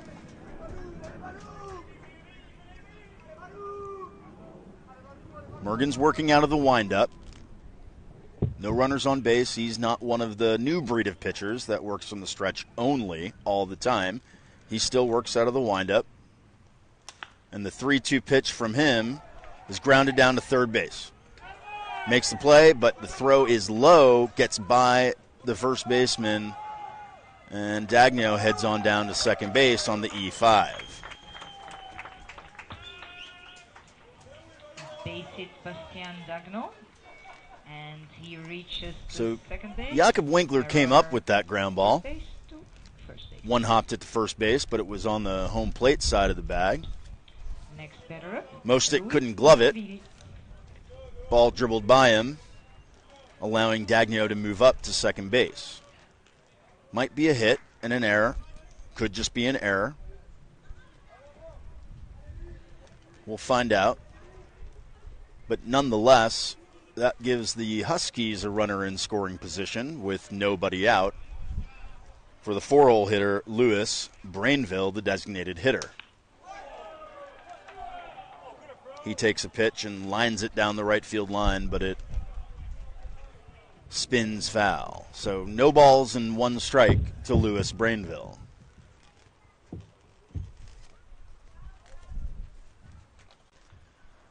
Brainville 0 for 2 on the day. Strikeout. Isn't having the greatest tournament himself either. 167 average.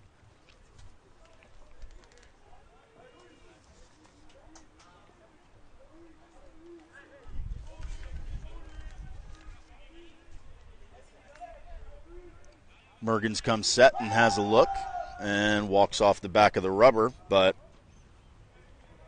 no one's covering, and Daguenot is back easily.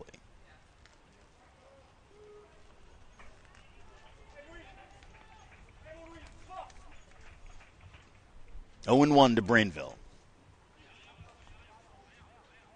Mergens at the belt.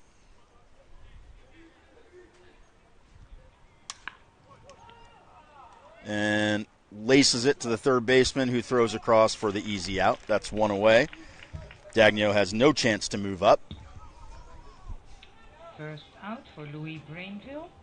So it's 1 out here in the the top of the 5th inning for Hugo Blondel, the Husky first baseman. Blondel 0 for 2. Does not have a hit here in Amsterdam.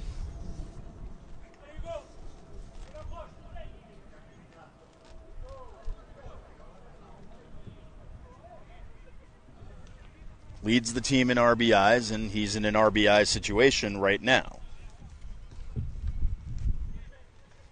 Mergen set. Here's the pitch. And it's grounded to the right side. Mostik gloves it, runs over to the bag, steps on it. Daguenot moves up to third base. Bastien Daguenot moves up to third base. But the Huskies now only 1 out Next batter up, Maxime to eke out a run. Lefebvre.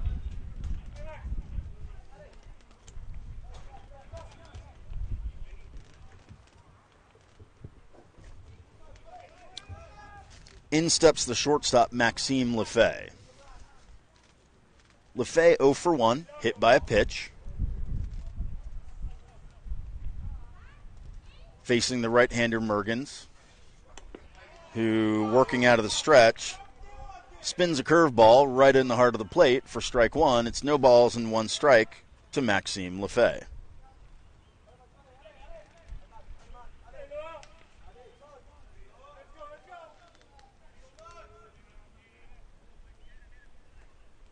Mergen's taking his time. Wants to get a better grip on the baseball, but he's back, toeing the slab, ready to go. Looks in, gets his sign. Checks the runner at third. And fastball in the dirt. For a ball, it's 1 ball and 1 strike. But the runner on third, Mergens, could pitch out of the windup. He's choosing not to.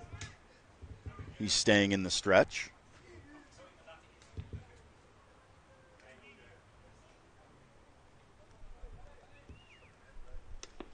Third baseman in on the grass as Mergen pumps a fastball by LaFay. It's 1 ball and 2 strikes to the shortstop.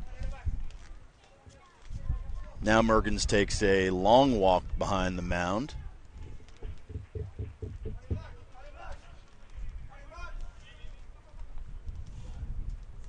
But now he's back ready to go. Comes set. Kicks and delivers. Fastball just off the plate. For a ball, it's 2 balls and 2 strikes.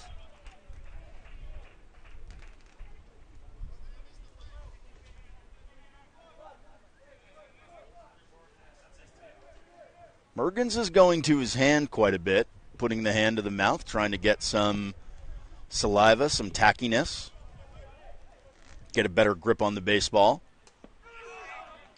Here's the pitch. Curveball, strike 3. He struck him out. LaFay is in disbelief.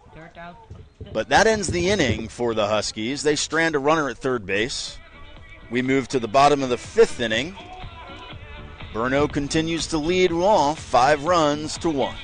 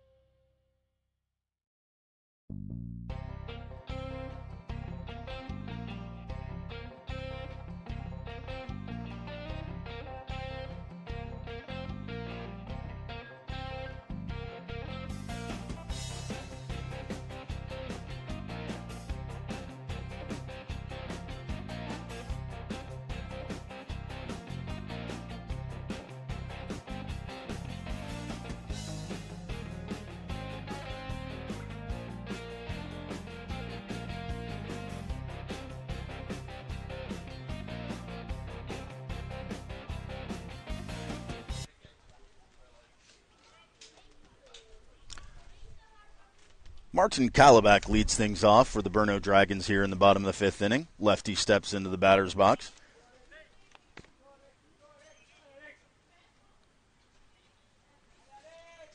Kalibak looking for his first hit of the day. His teammates getting them all to date. He takes a pitch outside for ball 1. McKinnon has managed to survive the early runs he was giving up early in the game. Fastball fouled straight back. 2 runs in the first, 3 runs in the second. Looked like he might give up a few more in the third, got out of it. And 2 consecutive innings for McKinnon without giving up any more runs. Hoping his offense can pick him up. Here's a fastball outside. It's 2 balls and 1 strike to Martin Kalibak.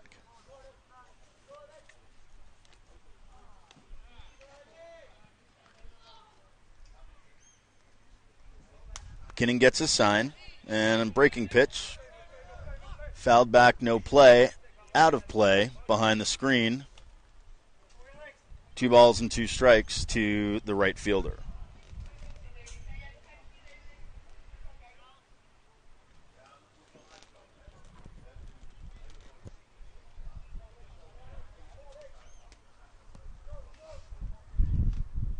Milan Prokop on the on-deck circle for Brno. Here's the pitch, and it's lifted to deep right field. Right fielder gives chase on the warning track. He's there, and he makes the grab. So Kalibak gave it a ride, but Bastien Daigneault tracks it down on the warning track in deep right center field for the Huskies, and that's the first out of the inning here in the bottom of the fifth.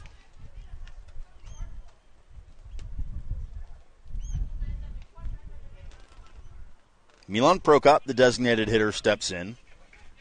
Prokop 1 for 2 of the day. He's got a strikeout. No runs yet. No RBIs yet.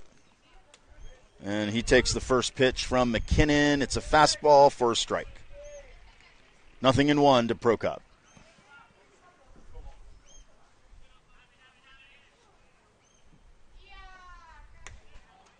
Here's the offering from McKinnon. Curveball left upstairs. 1-1.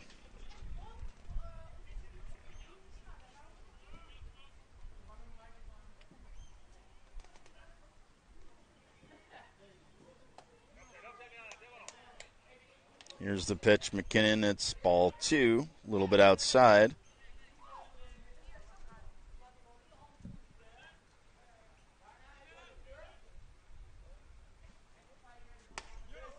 Two 2-0 to Prokop.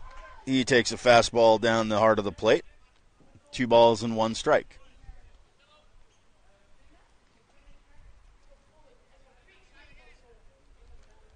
Apologies, 2 balls and 2 strikes, I think.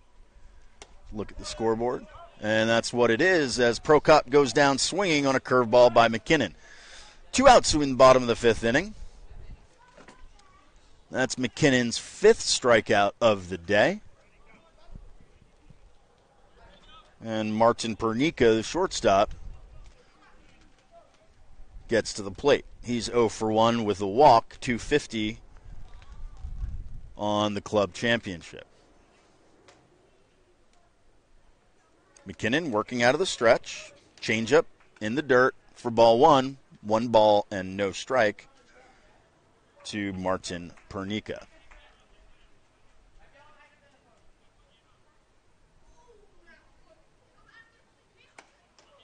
Here's the pitch.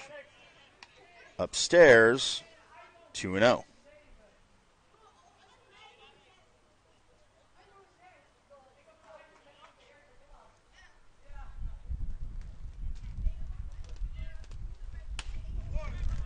McKinnon reaches back for a fastball. Check swing from Pernica, but it's right there for a called strike. And the count goes to 2-1 as the bus for the next game rolls into the parking lot. Players for the 7:30 game will start getting warm on the other field. He takes a fastball off the plate for a ball. 3 balls and 1 strike to Pernica with 2 out here in the 5th inning. McKinnon's fat pitch is apparently high. He thought it was a strike.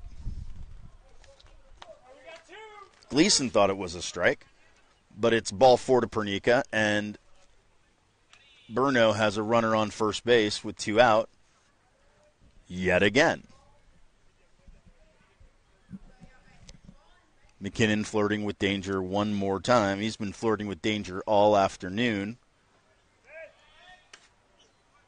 McKinnon throws over to first, but Pernica slides in safely.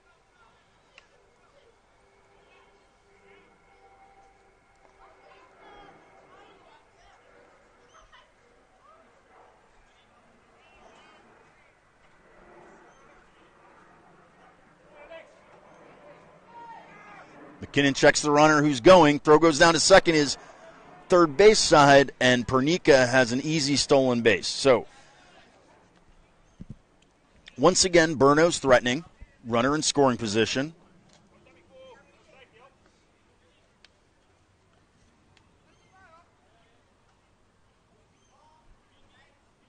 And that was a ball, so the first pitch to Tomas Chadin is a ball. 1-0, but it results in a stolen base. McKinnon's got his sign. He delivers. That's in there for a strike.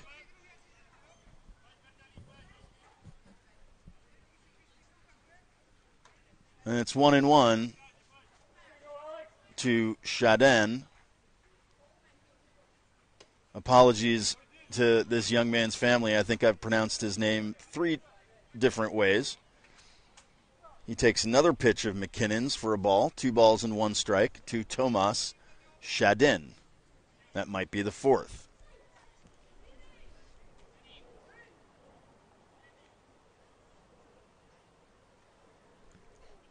Takes a little bit extra time to gather himself. He's back in the box, ready to go. McKinnon stares in. Is that the belt? Pernica takes a jumping leadoff second. But McKinnon delivers, and it's off the plate for a ball. It's 3-1. Little cat and mouse going on between Pernica and McKinnon. Pernica trying to throw McKinnon's timing off, his focus off. McKinnon doesn't even bother to look this time, and it's a fastball, swing and a miss. For strike 2, count is full to the left fielder.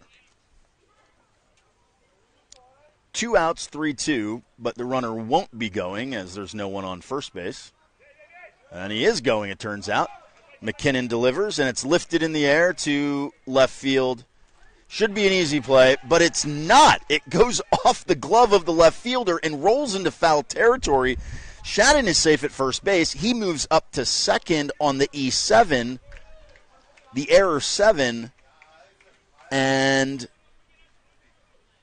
Pernicki, who was running on the pitch, scores easy. So Brno adds a run to get the lead back to 5. It's 6-1 Brno Dragons. Tomas Chadin is now on second base, replacing Pernicki. And once again, a 2-out base runner ends up hurting Alex McKinnon and the Huskies. Jakob Winkler, the third baseman's at the plate. He takes his first offering from McKinnon for a ball. So it's 1-0, runner on second base, 2 outs. And McKinnon is frustrated.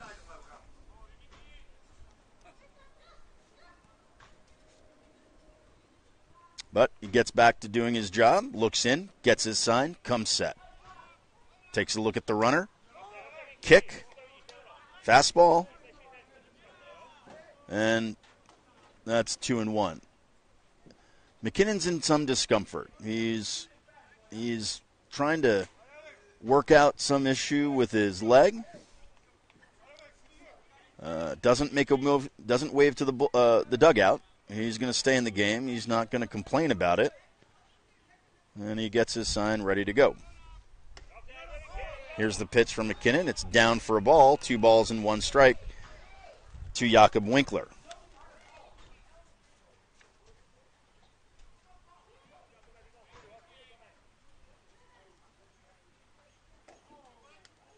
Big lead down at second. LeFay, the shortstop, is now kicking Chadin. That's the 5th time. Much apologies to the Chadin family, who resumes his huge lead down at second base. But McKinnon is ignoring him. He kicks and delivers, and that is off the plate for ball 3. Apologies, ball 4. Winkler walks first and second now, 2 out. We flip the lineup Brno flips the lineup for Philippe Mostic, who is blazing hot this game. He's 3 for 3 with 2 runs scored and an RBI. And McKinnon seems to be in a bit of pain for sure. He now has asked for the trainer. The catcher comes out. The pitching coach comes out. And we can't see the Husky dugout here in the broadcast booth, but I suspect there is somebody throwing because Alex McKinnon looks to be at the end of the line here.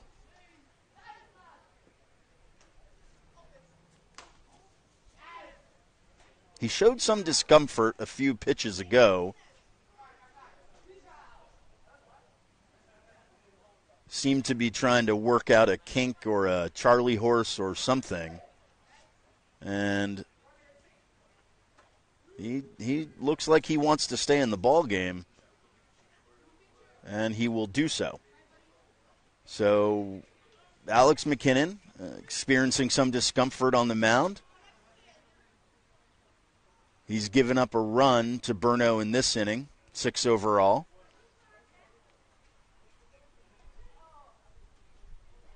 And is not out of this jam as the Dragons have runners on first and second base with 2 out for Filip Mostek, who has 3 hits on the day and 3 trips, 2 runs, and an RBI. 2 of those hits, I believe, are for extra bases. He takes the first pitch on the inside corner, a fastball for strike 1. It's no balls and 1 strike to Filip Mostek.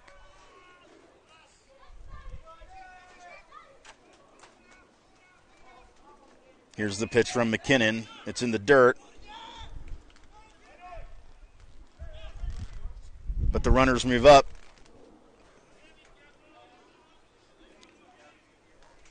Gleason blocked it, just not good enough. And the ball rolled far enough away from him for the runners to take second and third.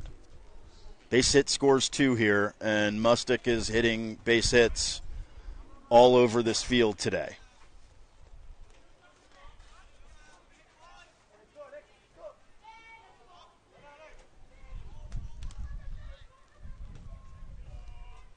Here's the 1-1 pitch.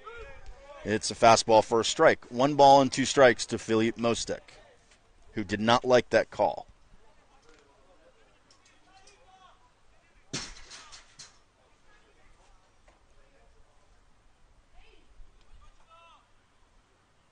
McKinnon gets a sign, comes set. Kicks and delivers, curveball fouled back and out of play.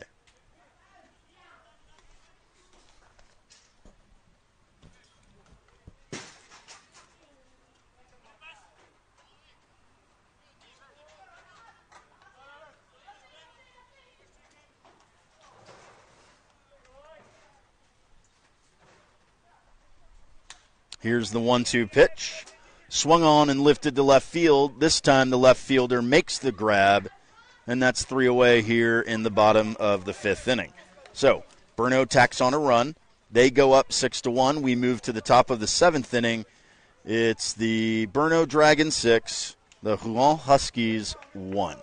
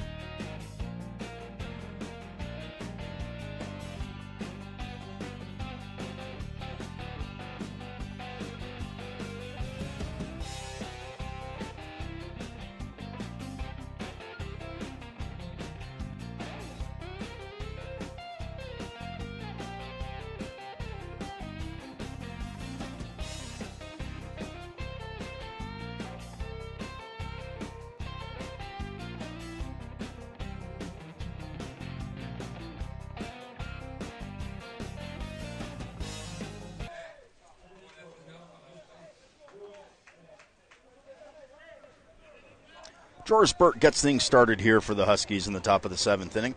He is a catalyst. He is the guy to get things going if possible. He's 2 for 2 on the day with, I believe, no, he's just 2 for 2 on the day with a run. So the lefty faces the righty Mergens, who came on last inning in relief of Hurtado. And lays down a bunt. Mergens makes the play, flips it over to Mostek, and that's one away. That's a good idea. The wheels of Joris Burt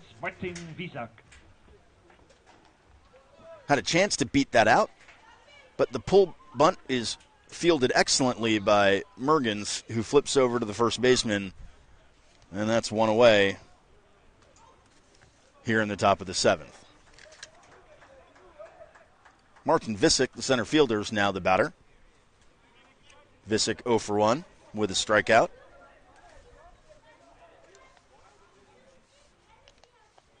And his first pitch from Mergens is hacked at, but it's fouled back to the screen. No balls and 1 strike.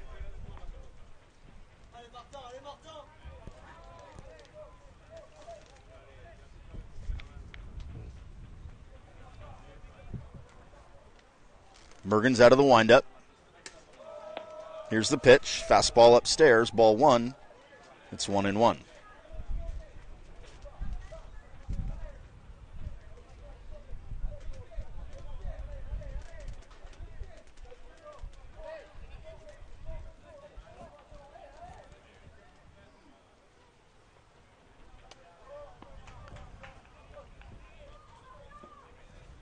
Visick takes that offering from Mergens outside.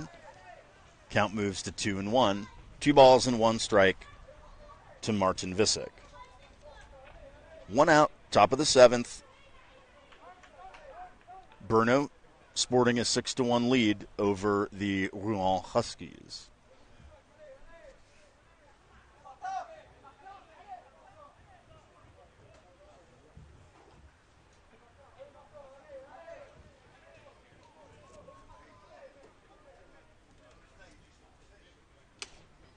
Here's the 2-1 pitch. Fastball swung on and missed for strike 2.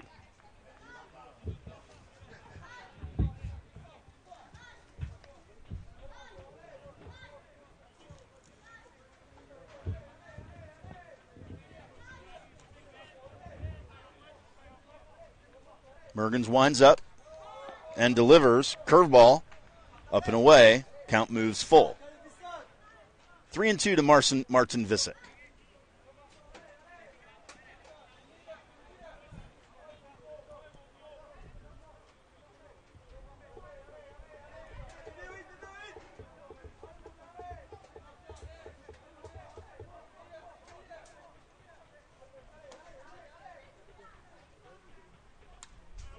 Mergens winds up, and here's the pitch. Foul ball out of play. The count remains full.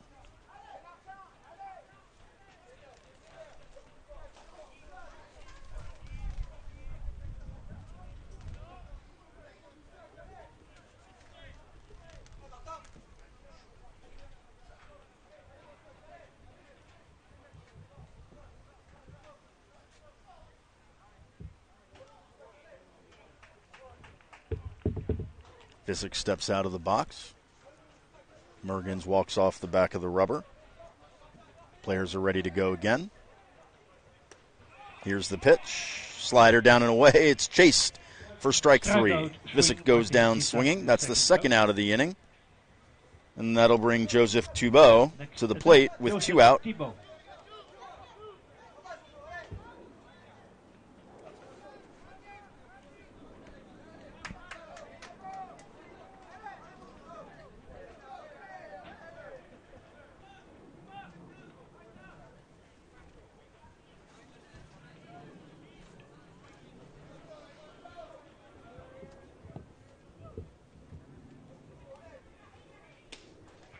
Joseph Thibault 0 for 1 with a walk. He takes the first pitch for a strike. It's no balls and 1 strike to the Husky second baseman.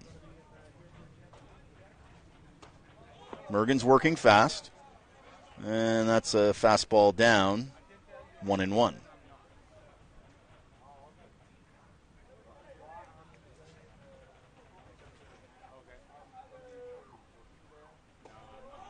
Here's the 1-1 pitch, curveball. Barely misses. It's 2-1.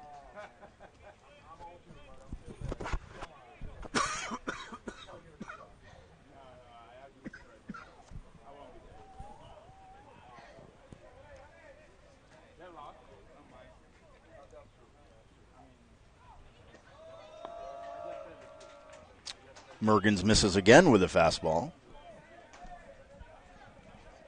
And it's 3 balls and 1 strike to Joseph Thibault.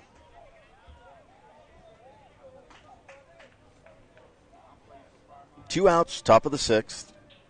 6-1 ball game. Here's the 3-1 pitch. It's grounded foul. 3 balls and 2 strikes to the Huskies' second baseman. Dylan Gleason on deck if Thibault can manage to reach base here. And he does with a slider outside. So Thibault is a 2-out base runner. We've had plenty of those today. First base. Next at bat, Dylan Gleason. Brno has converted their 2-out base runners. The Huskies have not. And the catcher, Dylan Gleason, will attempt to change that trend right here. The lefty faces the right-hander, Mergens. Mergens at the belt. He picks over to first base, but Thibault is back easy.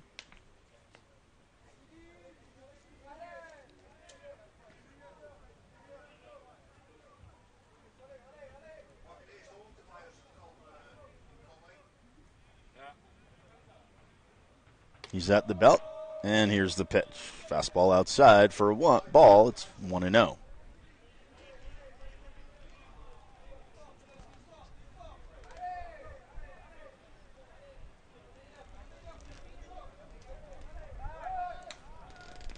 Mergens throws over to first base.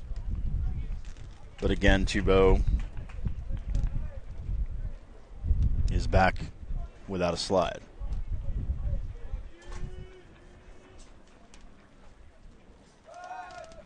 Mergens comes set, picks again.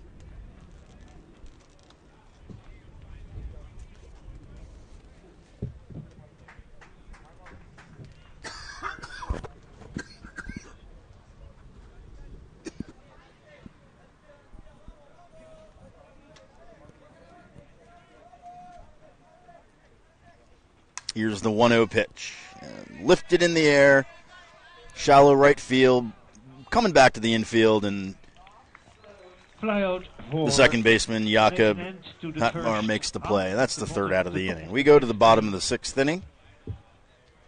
Brno 6, Huskies 1. Brno coming to bat.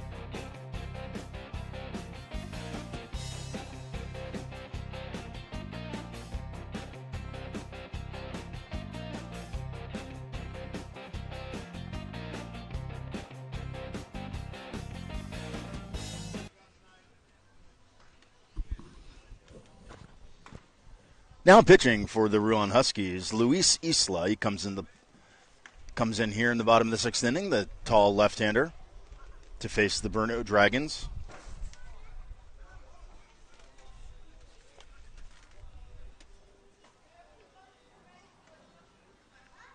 He'll get the heart of the order, 2, 3, 4, Dubovi, Angulo, and Hatmar to start.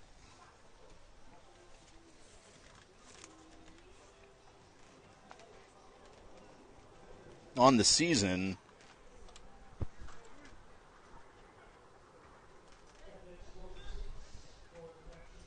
Isla sports a 1.35 ERA and 26.2 innings pitched, 2 and 26 and 2/3. 10 runs, but only 4 of them have been earned. And his first pitch to Dubovi, the center fielder, is a strike. It's no balls and 1 strike here in the bottom of the sixth inning. Next pitch is a change-up, swung on and missed for strike 2. No balls and 2 strikes. Isla's got a hitch in his delivery. He does sort of a double leg kick. Of course, not that time, and that fastball spins outside for a ball. It's 1-2. Of course, right when I say that.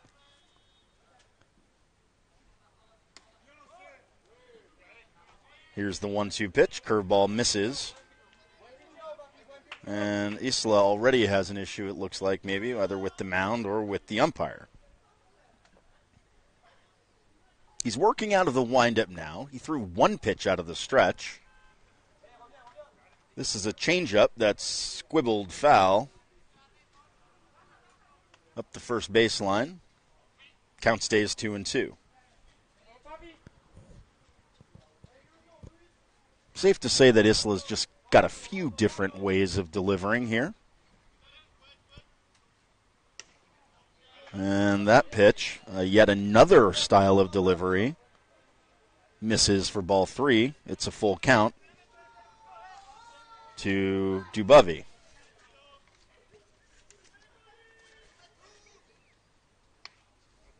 Here's the 3-2 pitch, changeup. Once again, squirreled foul up the first base line.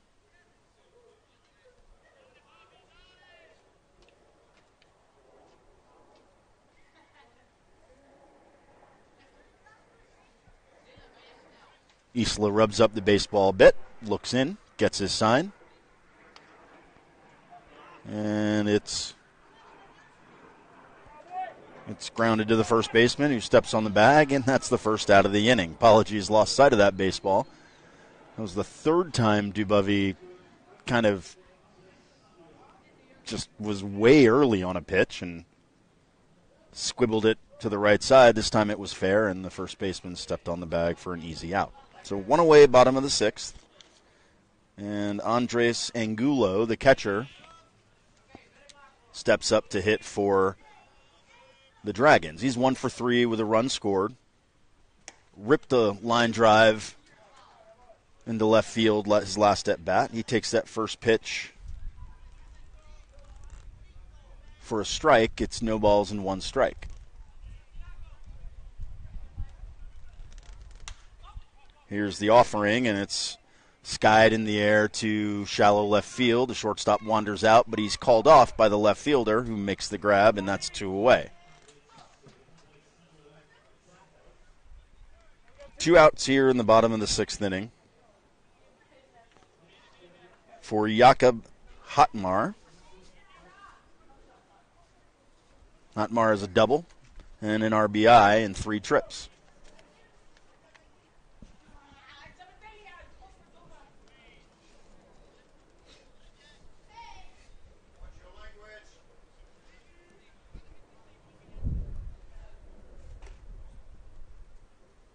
First pitch is down for a ball. It's 1 ball and no strikes.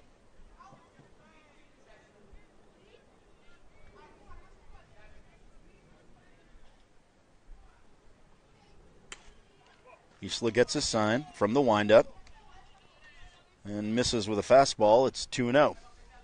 2-0 to Jakob Hatmar.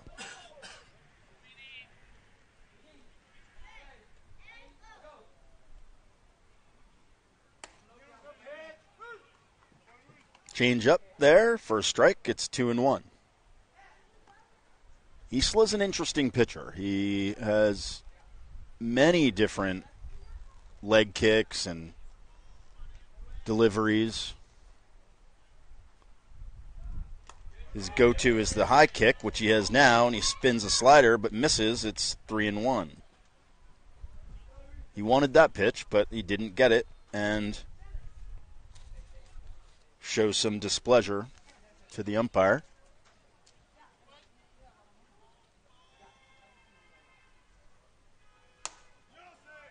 He kicks and fires, and it's a fastball for a strike, and the count moves full.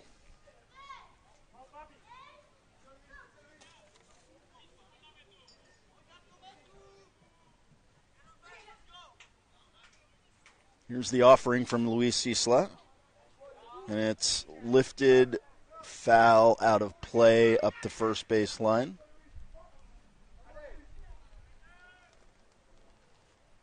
And we will do it again.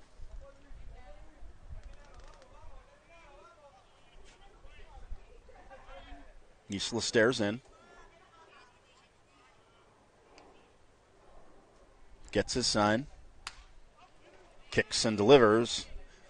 And it's lifted in the air to right field. Easy play for the right fielder who makes the third out of the inning. We move to the top of the seventh inning. No runs for Brno there, but they do have 6 overall. It's Brno 6, Huskies 1. Huskies coming to bat.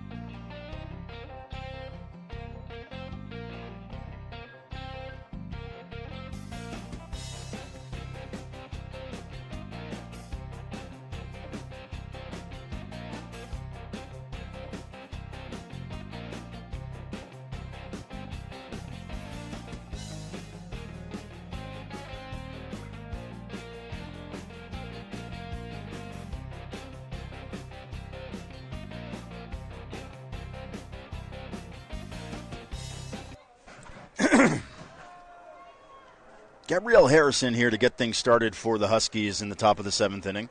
David Mergen still on the mound for the Brno Dragons. He does his pre-inning routine. Harrison steps in, and Mergens winds up and delivers for a ball, 1 ball and no strikes. Harrison's 0 for 2 on the day. He did get hit by a pitch in the first inning. Stayed in the game, and nothing to show for it since then. The next pitch by Mergens is low and outside. It's a ball. It's 2 balls and no strikes.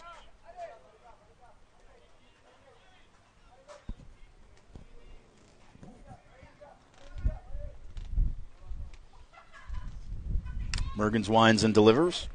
Fastball fouled up and out of play. It's 2-1.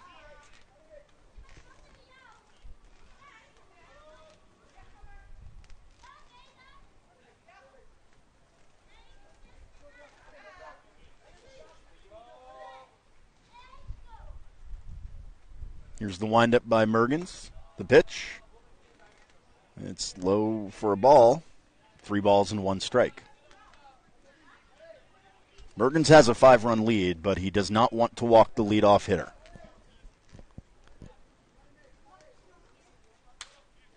Here's the pitch, and it's popped in and out of play. Angelo takes a look at it, but nothing there, and the count moves full.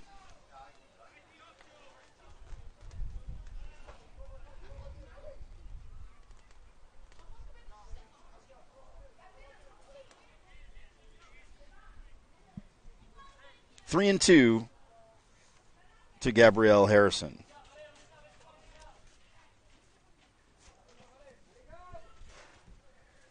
Here's the windup by Mergens and the pitch. And it's lined to right field, but that's an easy play for Martin Kallebeck. One away here in the top of the seventh. Huskies running out of outs, down to 8 for the rest of the game. Would like to get something started here and give themselves time to complete a comeback, but time is not on their side. Bastien Dagno in the batter's box for the Huskies. Here's the pitch from Mergens. It's upstairs for a ball. 1 ball and no strikes. Dagno is 2 for 2 on the day with a walk. He's 444 on the tournament, so his hot streak continues this game, even as the rest of his teammates go cold. Pitches up and in for a ball, nearly hits him.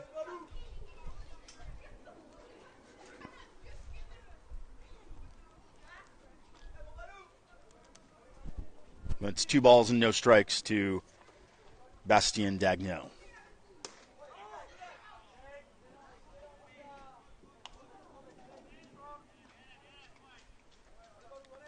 Here's the pitch, and it's a ball. Apologies, a little delay there. 3-0 to Dagno. Mergens winds and delivers, and it's a fastball for a strike. 3-1. Dagno taking all the way there, with the Huskies in need of base runners. Mergens out of the windup. Here's the pitch. Fastball way outside, and that's what the Huskies have. They have a base runner. So Dagno reaches base for what I believe is the 4th time. And that'll bring the designated hitter Louis Brainville to the plate. Brainville 0 for 3 on the day with a strikeout and a 154 average on the tournament.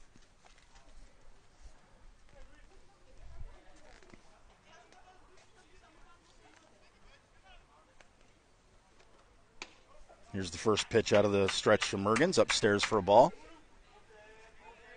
1 ball and no strikes. Infield and double play depth, which Mergens would be trying to induce that 2 ball. And he might have gotten it. Here's the pitch, ground ball third base, flips to second for 1, back to first, double play. So Mergens gets exactly what he wanted. Ground ball double play started by the third baseman over there. We move to the bottom of the 7th. It's stretch time here in Amsterdam. Brno 6, Huskies 1. Take me out to the ball game.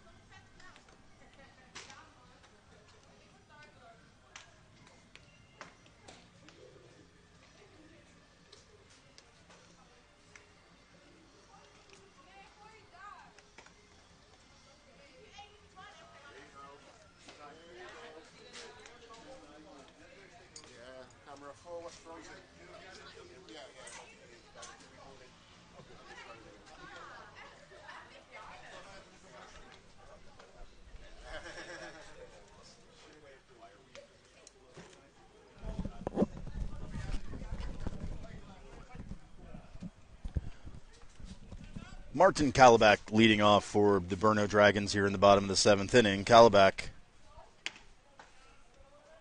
takes the first offering from Isla for a ball. It's 1 ball and no strike. 0 for 3 on the day. He'd love to get a hit here and join in the hit parade the rest of his team is doing, and he squares to bunt to do just that. Clearly bunting for a hit, but it gets back to the backstop. Foul ball. 1 ball and 1 strike to Martin Kalibak.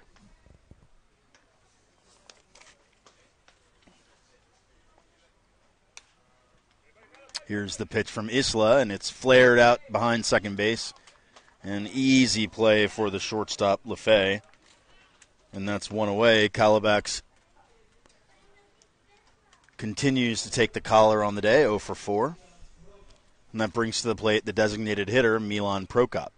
Prokop 1 for 3, 2 strikeouts. And the right-hander faces Isla for the first time, Luis Isla, the lefty who came in the game last inning. First pitch from Isla, way outside, ball 1. 1 ball and no strikes to Milan Prokop.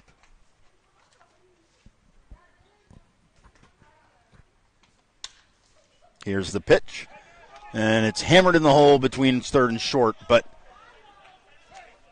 Prokop safe on an error by the first baseman. The shortstop LaFay made an incredible play, went to his knee, fired across the diamond.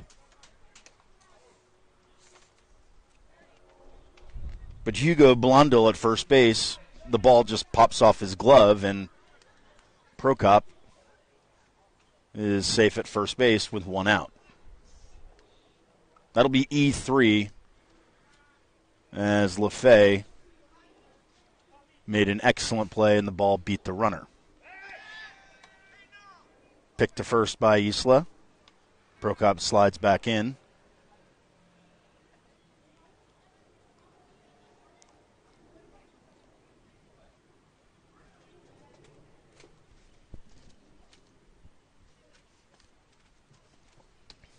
And here's the pitch from Isla outside for a ball. 1 ball and no strike. Isla hanging the leg there so as to freeze the runner at first base, Prokop. If he's got 5 different deliveries from the windup, I bet he's got a bunch from the stretch as well. That pitch is down for a ball. It's 2 balls and no strikes to Martin Pernica.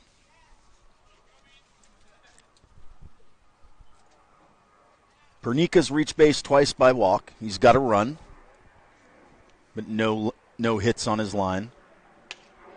Here's the pitch from Isla, and it bites the corner.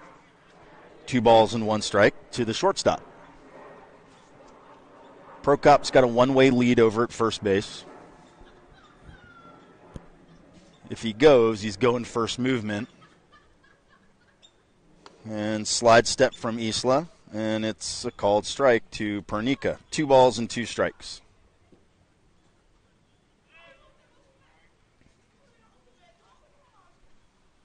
Isla got something going on with his neck area. Don't know if it was a loose chain or a caught chain or something, but he's ready to go now.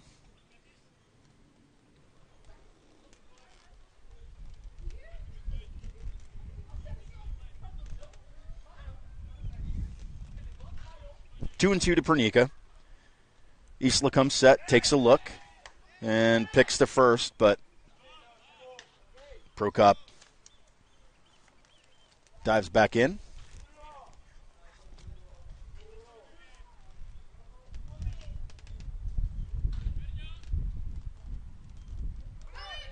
Runner going, 2-2 pitches lined into left field.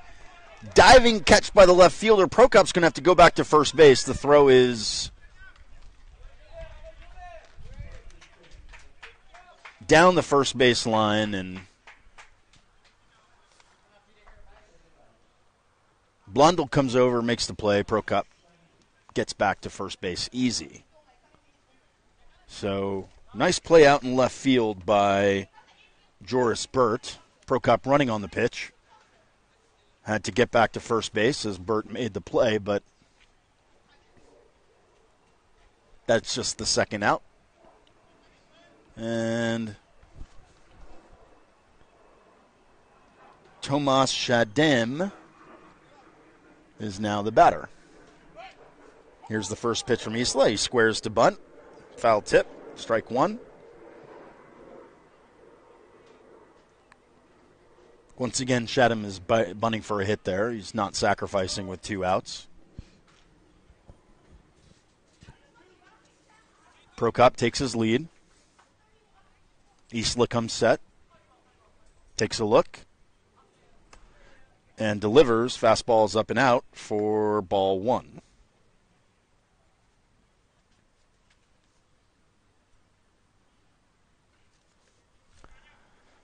Shadem has 1 hit on the day. He also has a strikeout and a run scored.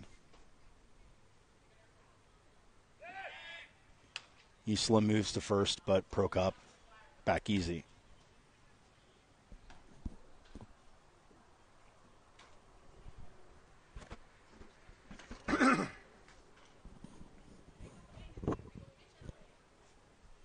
Isla takes a look, lifts, and it's flied out to left field. Burt's underneath it, makes the grab, and that does it for the bottom of the 7th. So the Dragons strand a base runner, but they still lead by 5. It's 6-1, Brno over the Huskies. We move to the top of the 8th.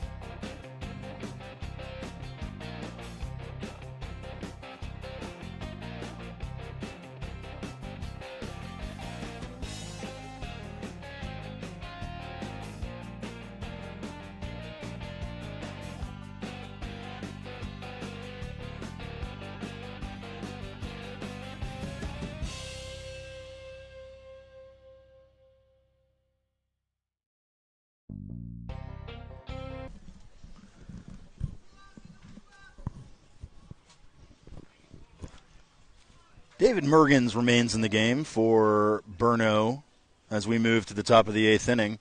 6-1. He'll face Hugo Blondel, the first baseman who's leading off for the Huskies. Blondel 0 for 3 on the day, hitless in the tournament. Didn't lead to any damage, but committed that error on Maxime Lefebvre's excellent play in the 5-6 hole in the last inning. Here's the pitch from Mergens. It's low and outside. It's 2 balls and no strikes to Hugo Blondel.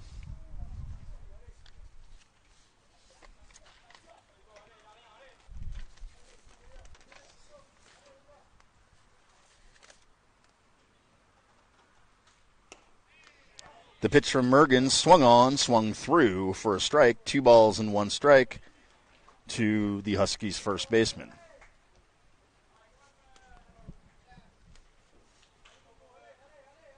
Mergens looks in. Out of the windup. He kicks and delivers, and it's chopped foul in front of home plate. It's kicked by the third baseman. Haven't seen that before. Blondel had sprinted down the first baseline, and he's about 150 feet from home plate he'll have to come all the way back.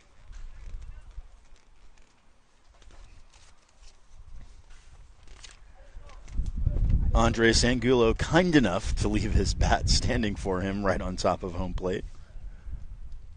Kind gesture by the catcher.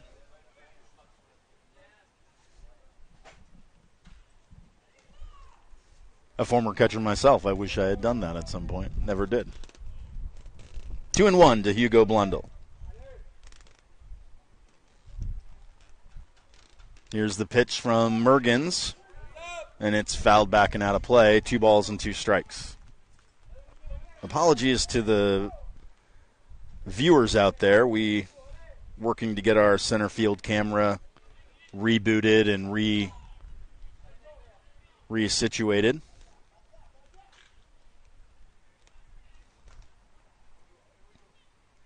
Here's the 2-2 pitch from Mergens. Curveball, swung on, strike 3. He struck him out. First out of the top of the 8th inning. Hugo Blundell goes down. His cold streak, unfortunately for him, continues. And that will bring to the plate Maxime Lefebvre, who made that excellent defensive effort in the 5-6 hole last inning. Did not result in an out because of the error by Blondell, but nonetheless a play to be celebrated. Here's the pitch from Mergens, and it's high and outside for a ball. It's 1-0.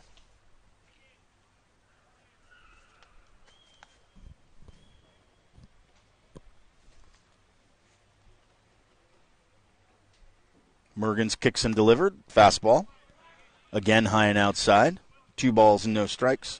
For those of you not familiar with the term 5-6 hole, that refers to the gap between the third baseman and the shortstop. Defensively, the third baseman is number 5, the shortstop is 6, so in the business we call that the 5-6 hole. Here's a curveball from Mergens that misses. Apologies. Umpire decided that it didn't, and it's instead of 3-0, it's 2-1. Huskies bench not liking that call.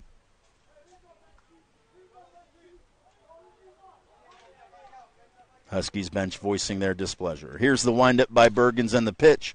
Swung on and grounded to shortstop. He's up with it, throws across the diamond to Mostek, who makes the play, and that's 2 away in the top of the 8th inning. 4 outs remaining for the Huskies to close a 5-run gap.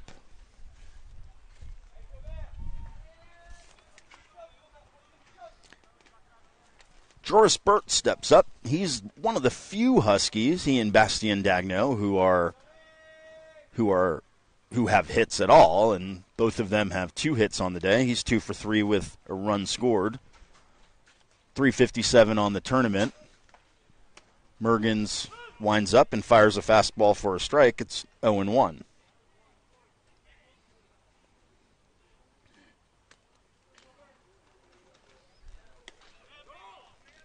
Here's the offering from Mergens. Curveball, outside, 1 ball and 1 strike.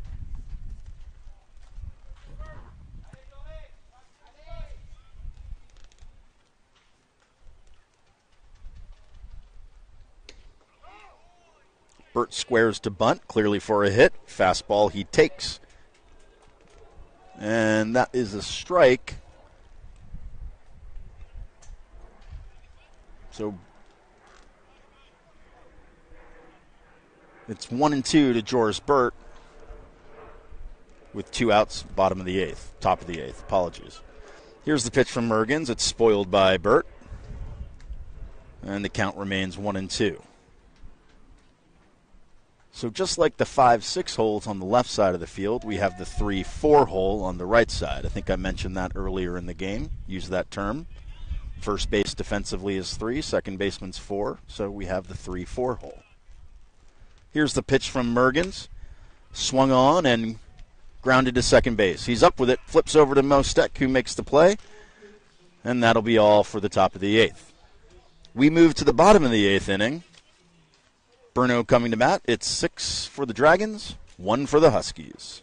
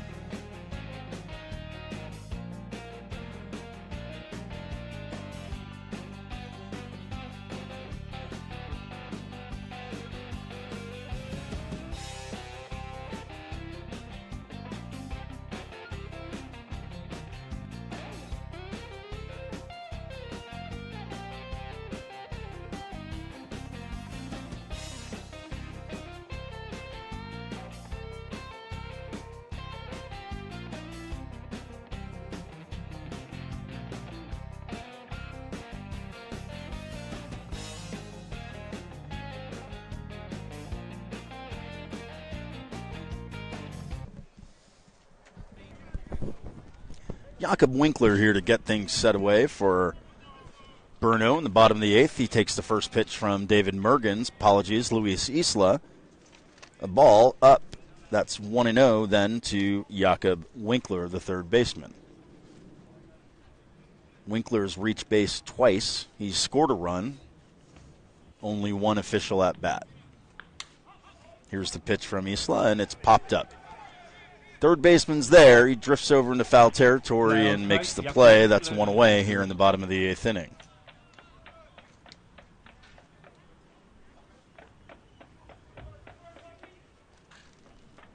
Philip Mostek will be the next bidder. He flied out, I believe, his last at bat. He was 3 for 3 on the day.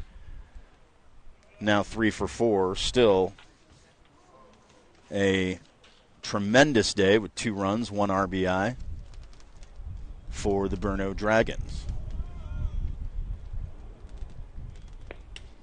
Isla winds up. Here's the pitch. Catches the corner. Strike 1. No balls and 1 strike to Philip Mostek. Very happy to see our center field camera back on.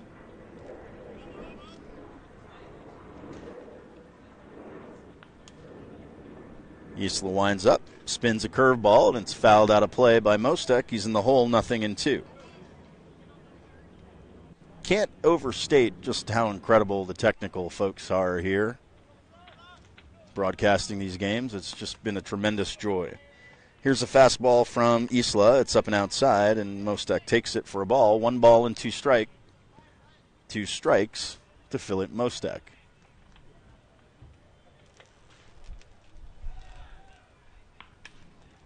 Here's the pitch from Isla. Jam job. Flares it over to third base. He's up with it.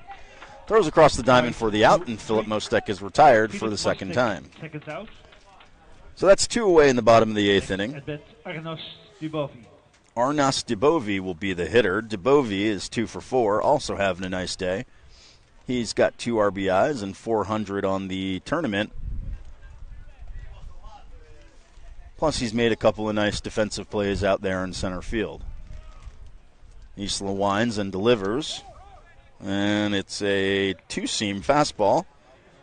Runs down for a ball. 1 ball and no strikes.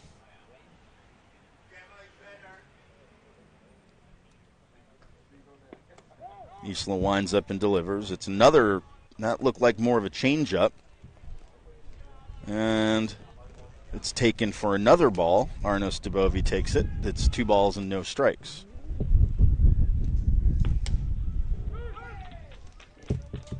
Isla delivers. This time his 2-seam runs and catches the corner. And it's 2-1 to Dubovi.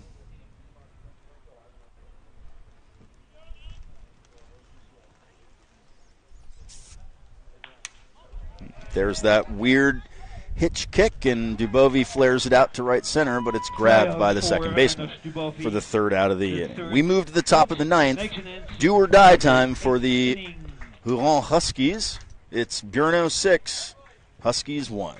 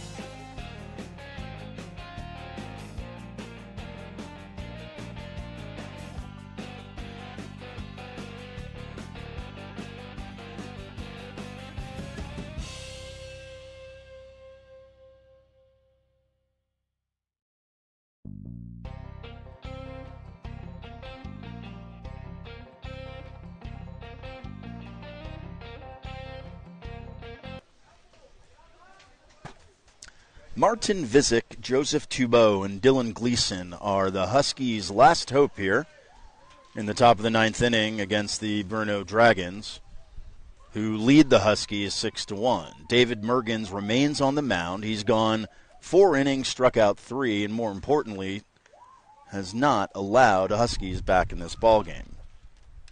Here's the first pitch. It's swung on and fouled straight back. 0-1 to Martin Visick.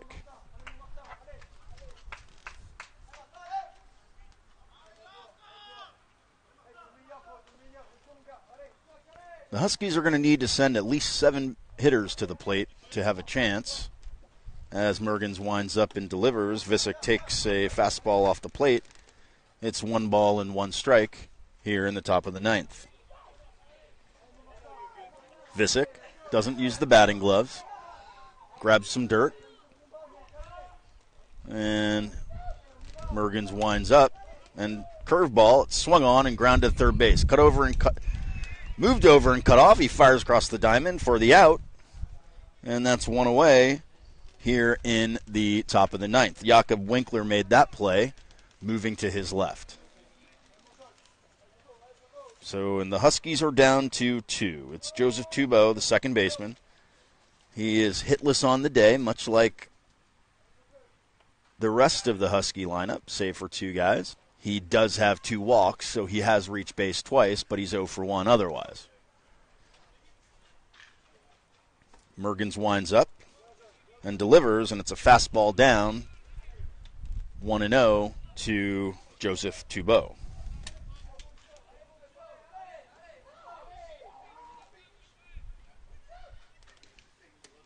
Here's the windup and the pitch, and that's a fastball outside. So it's 2-0 to Toubeau, who's looking for his 3rd walk of the day. Huskies need base runners. Home runs do them nothing. Triples do nothing unless they can keep the line moving. They just need base runners as Mergen pours in a fastball that bites the corner. It's 2 balls and 1 strike.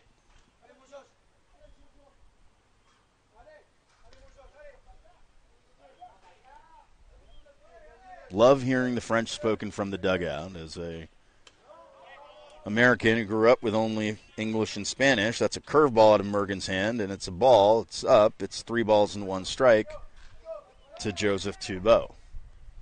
Love the international flair of baseball. This has just been a tremendous tournament, and I've had so much fun participating in it.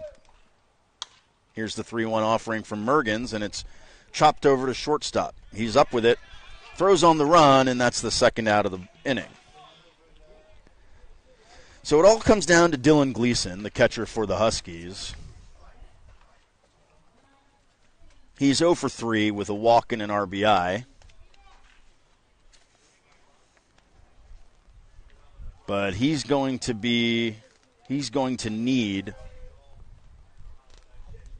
to reach base, and the Huskies are going to need to keep the line moving, or else their tournament is going to end, I believe, right here. Mergens winds and delivers, and it's a fastball right at the knees. No balls and 1 strike to Dylan Gleason.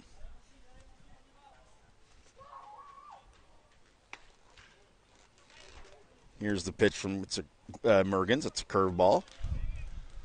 Doesn't really break, and it's 1-1.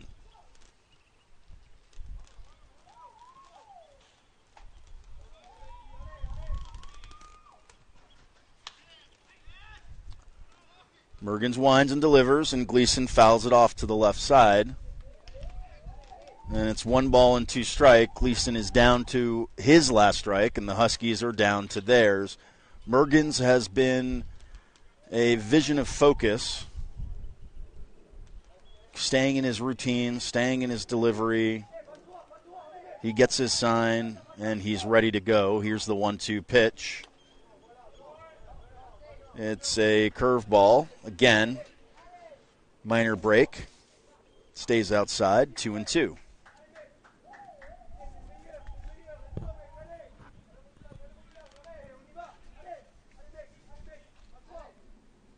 Here's the 2-2 pitch out of Mergens. Fastball. Outside. And Gleason has worked the count full. Base hit, the inning continues. Ball 4, the inning continues.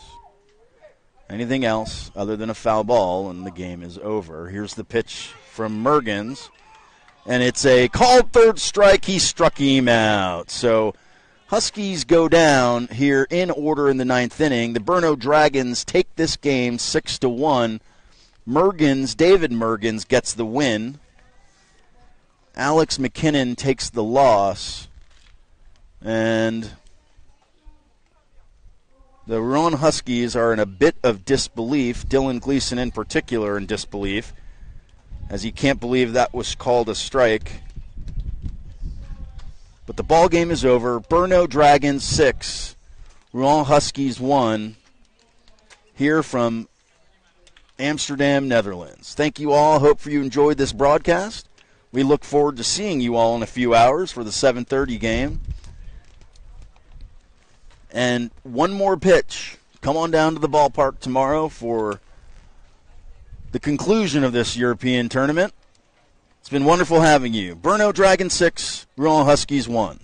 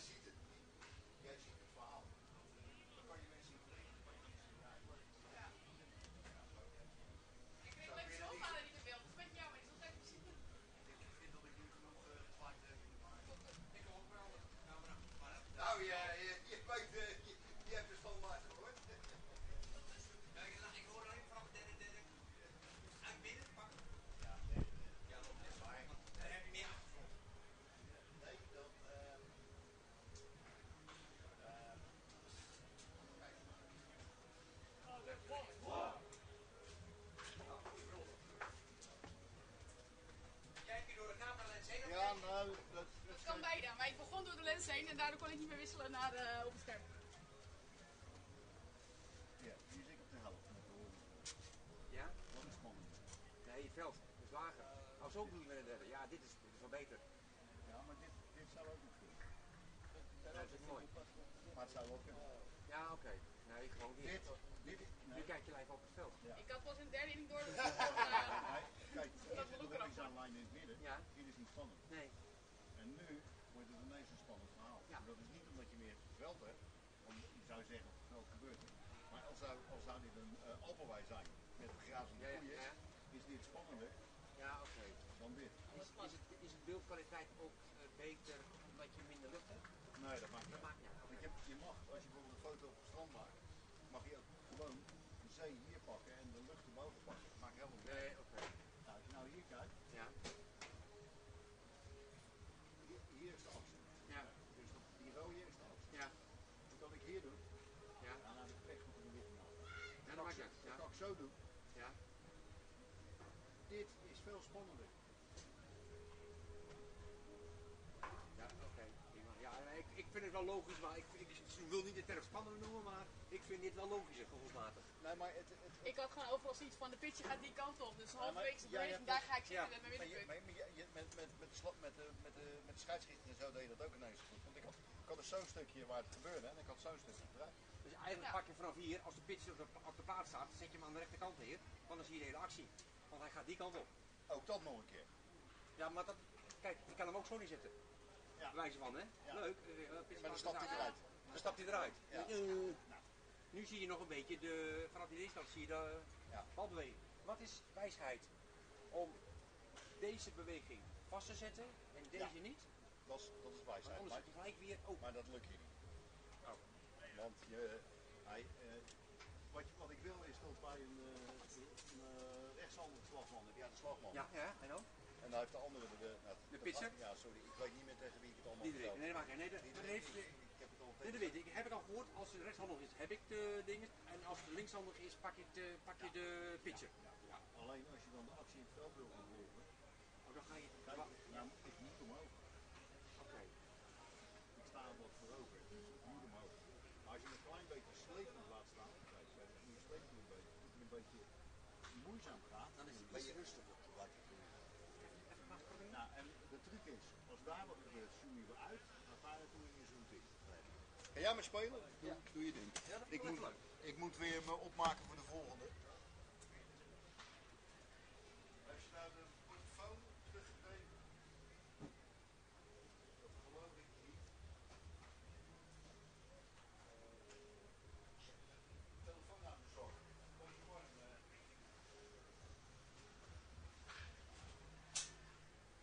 Alle week heb jij een portofoon op? Ja, oké.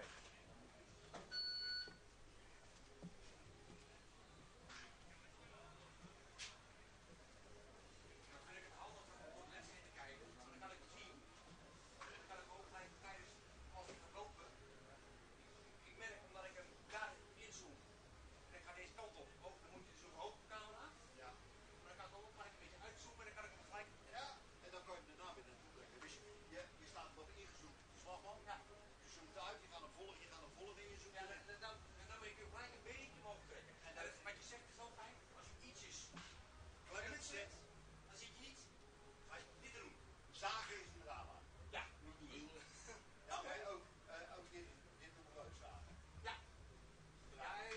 Kijk, en als je uitzoomt heb je meer tijd. De camera is natuurlijk heel breed. Maar als je dus kort, zeg maar, een derde inzoom staat, Ja. dan zou je wel tot lopen, kan je maar uitzoeken. Ja. Weet je? Kijk, maar dat is ook mooi natuurlijk als je natuurlijk, hè, je zoekt hem in, hij gaat slaan, zo je hem uit, dan ga je lopen. Dan ga je hem uitzoomen, maar dan zie je natuurlijk ook de actie op je afkomen op Ja. bal. Ja. Ja, oké. Maar Alleen de hoge bal is een beetje moeilijk vanwege hoge ballen ga ik niet volgen. ook gek, hè? Dan moet je gewoon zeggen van oké. Nee, de actie. Dan moet je gewoon zeggen van oké, hij staat in het spel. Boem, uitzoomen, kijken wat daar gebeurt. En dan naar de uitvoering. Ga proberen. Ja, het is heel moeilijk.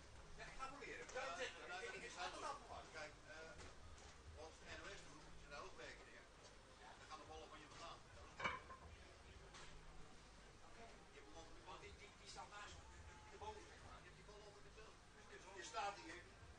doorgaat, die gaat daar naartoe. Hier moet je nog inschatten. Die gaat die daar, maar wij moeten draaien. Ja. Dat is wel moeilijk. Ja, oké. Ik ga even kijken. Ja, ik ga even. Wat eten en zo moet krijgen. Want ik heb nog 1,5 uur de tijd vliegt.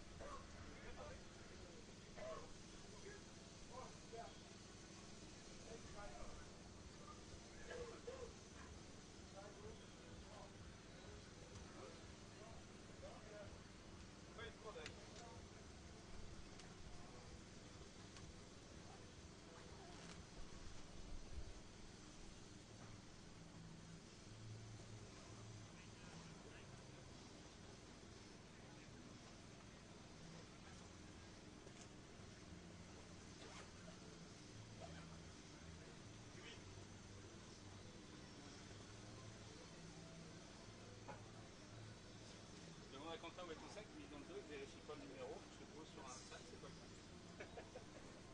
Je sais pas à qui il est. Pour le coup, il y a une cigarette électronique. Il y a toutes les chances que ce soit le tien, Non, non, je le ramène pas en match.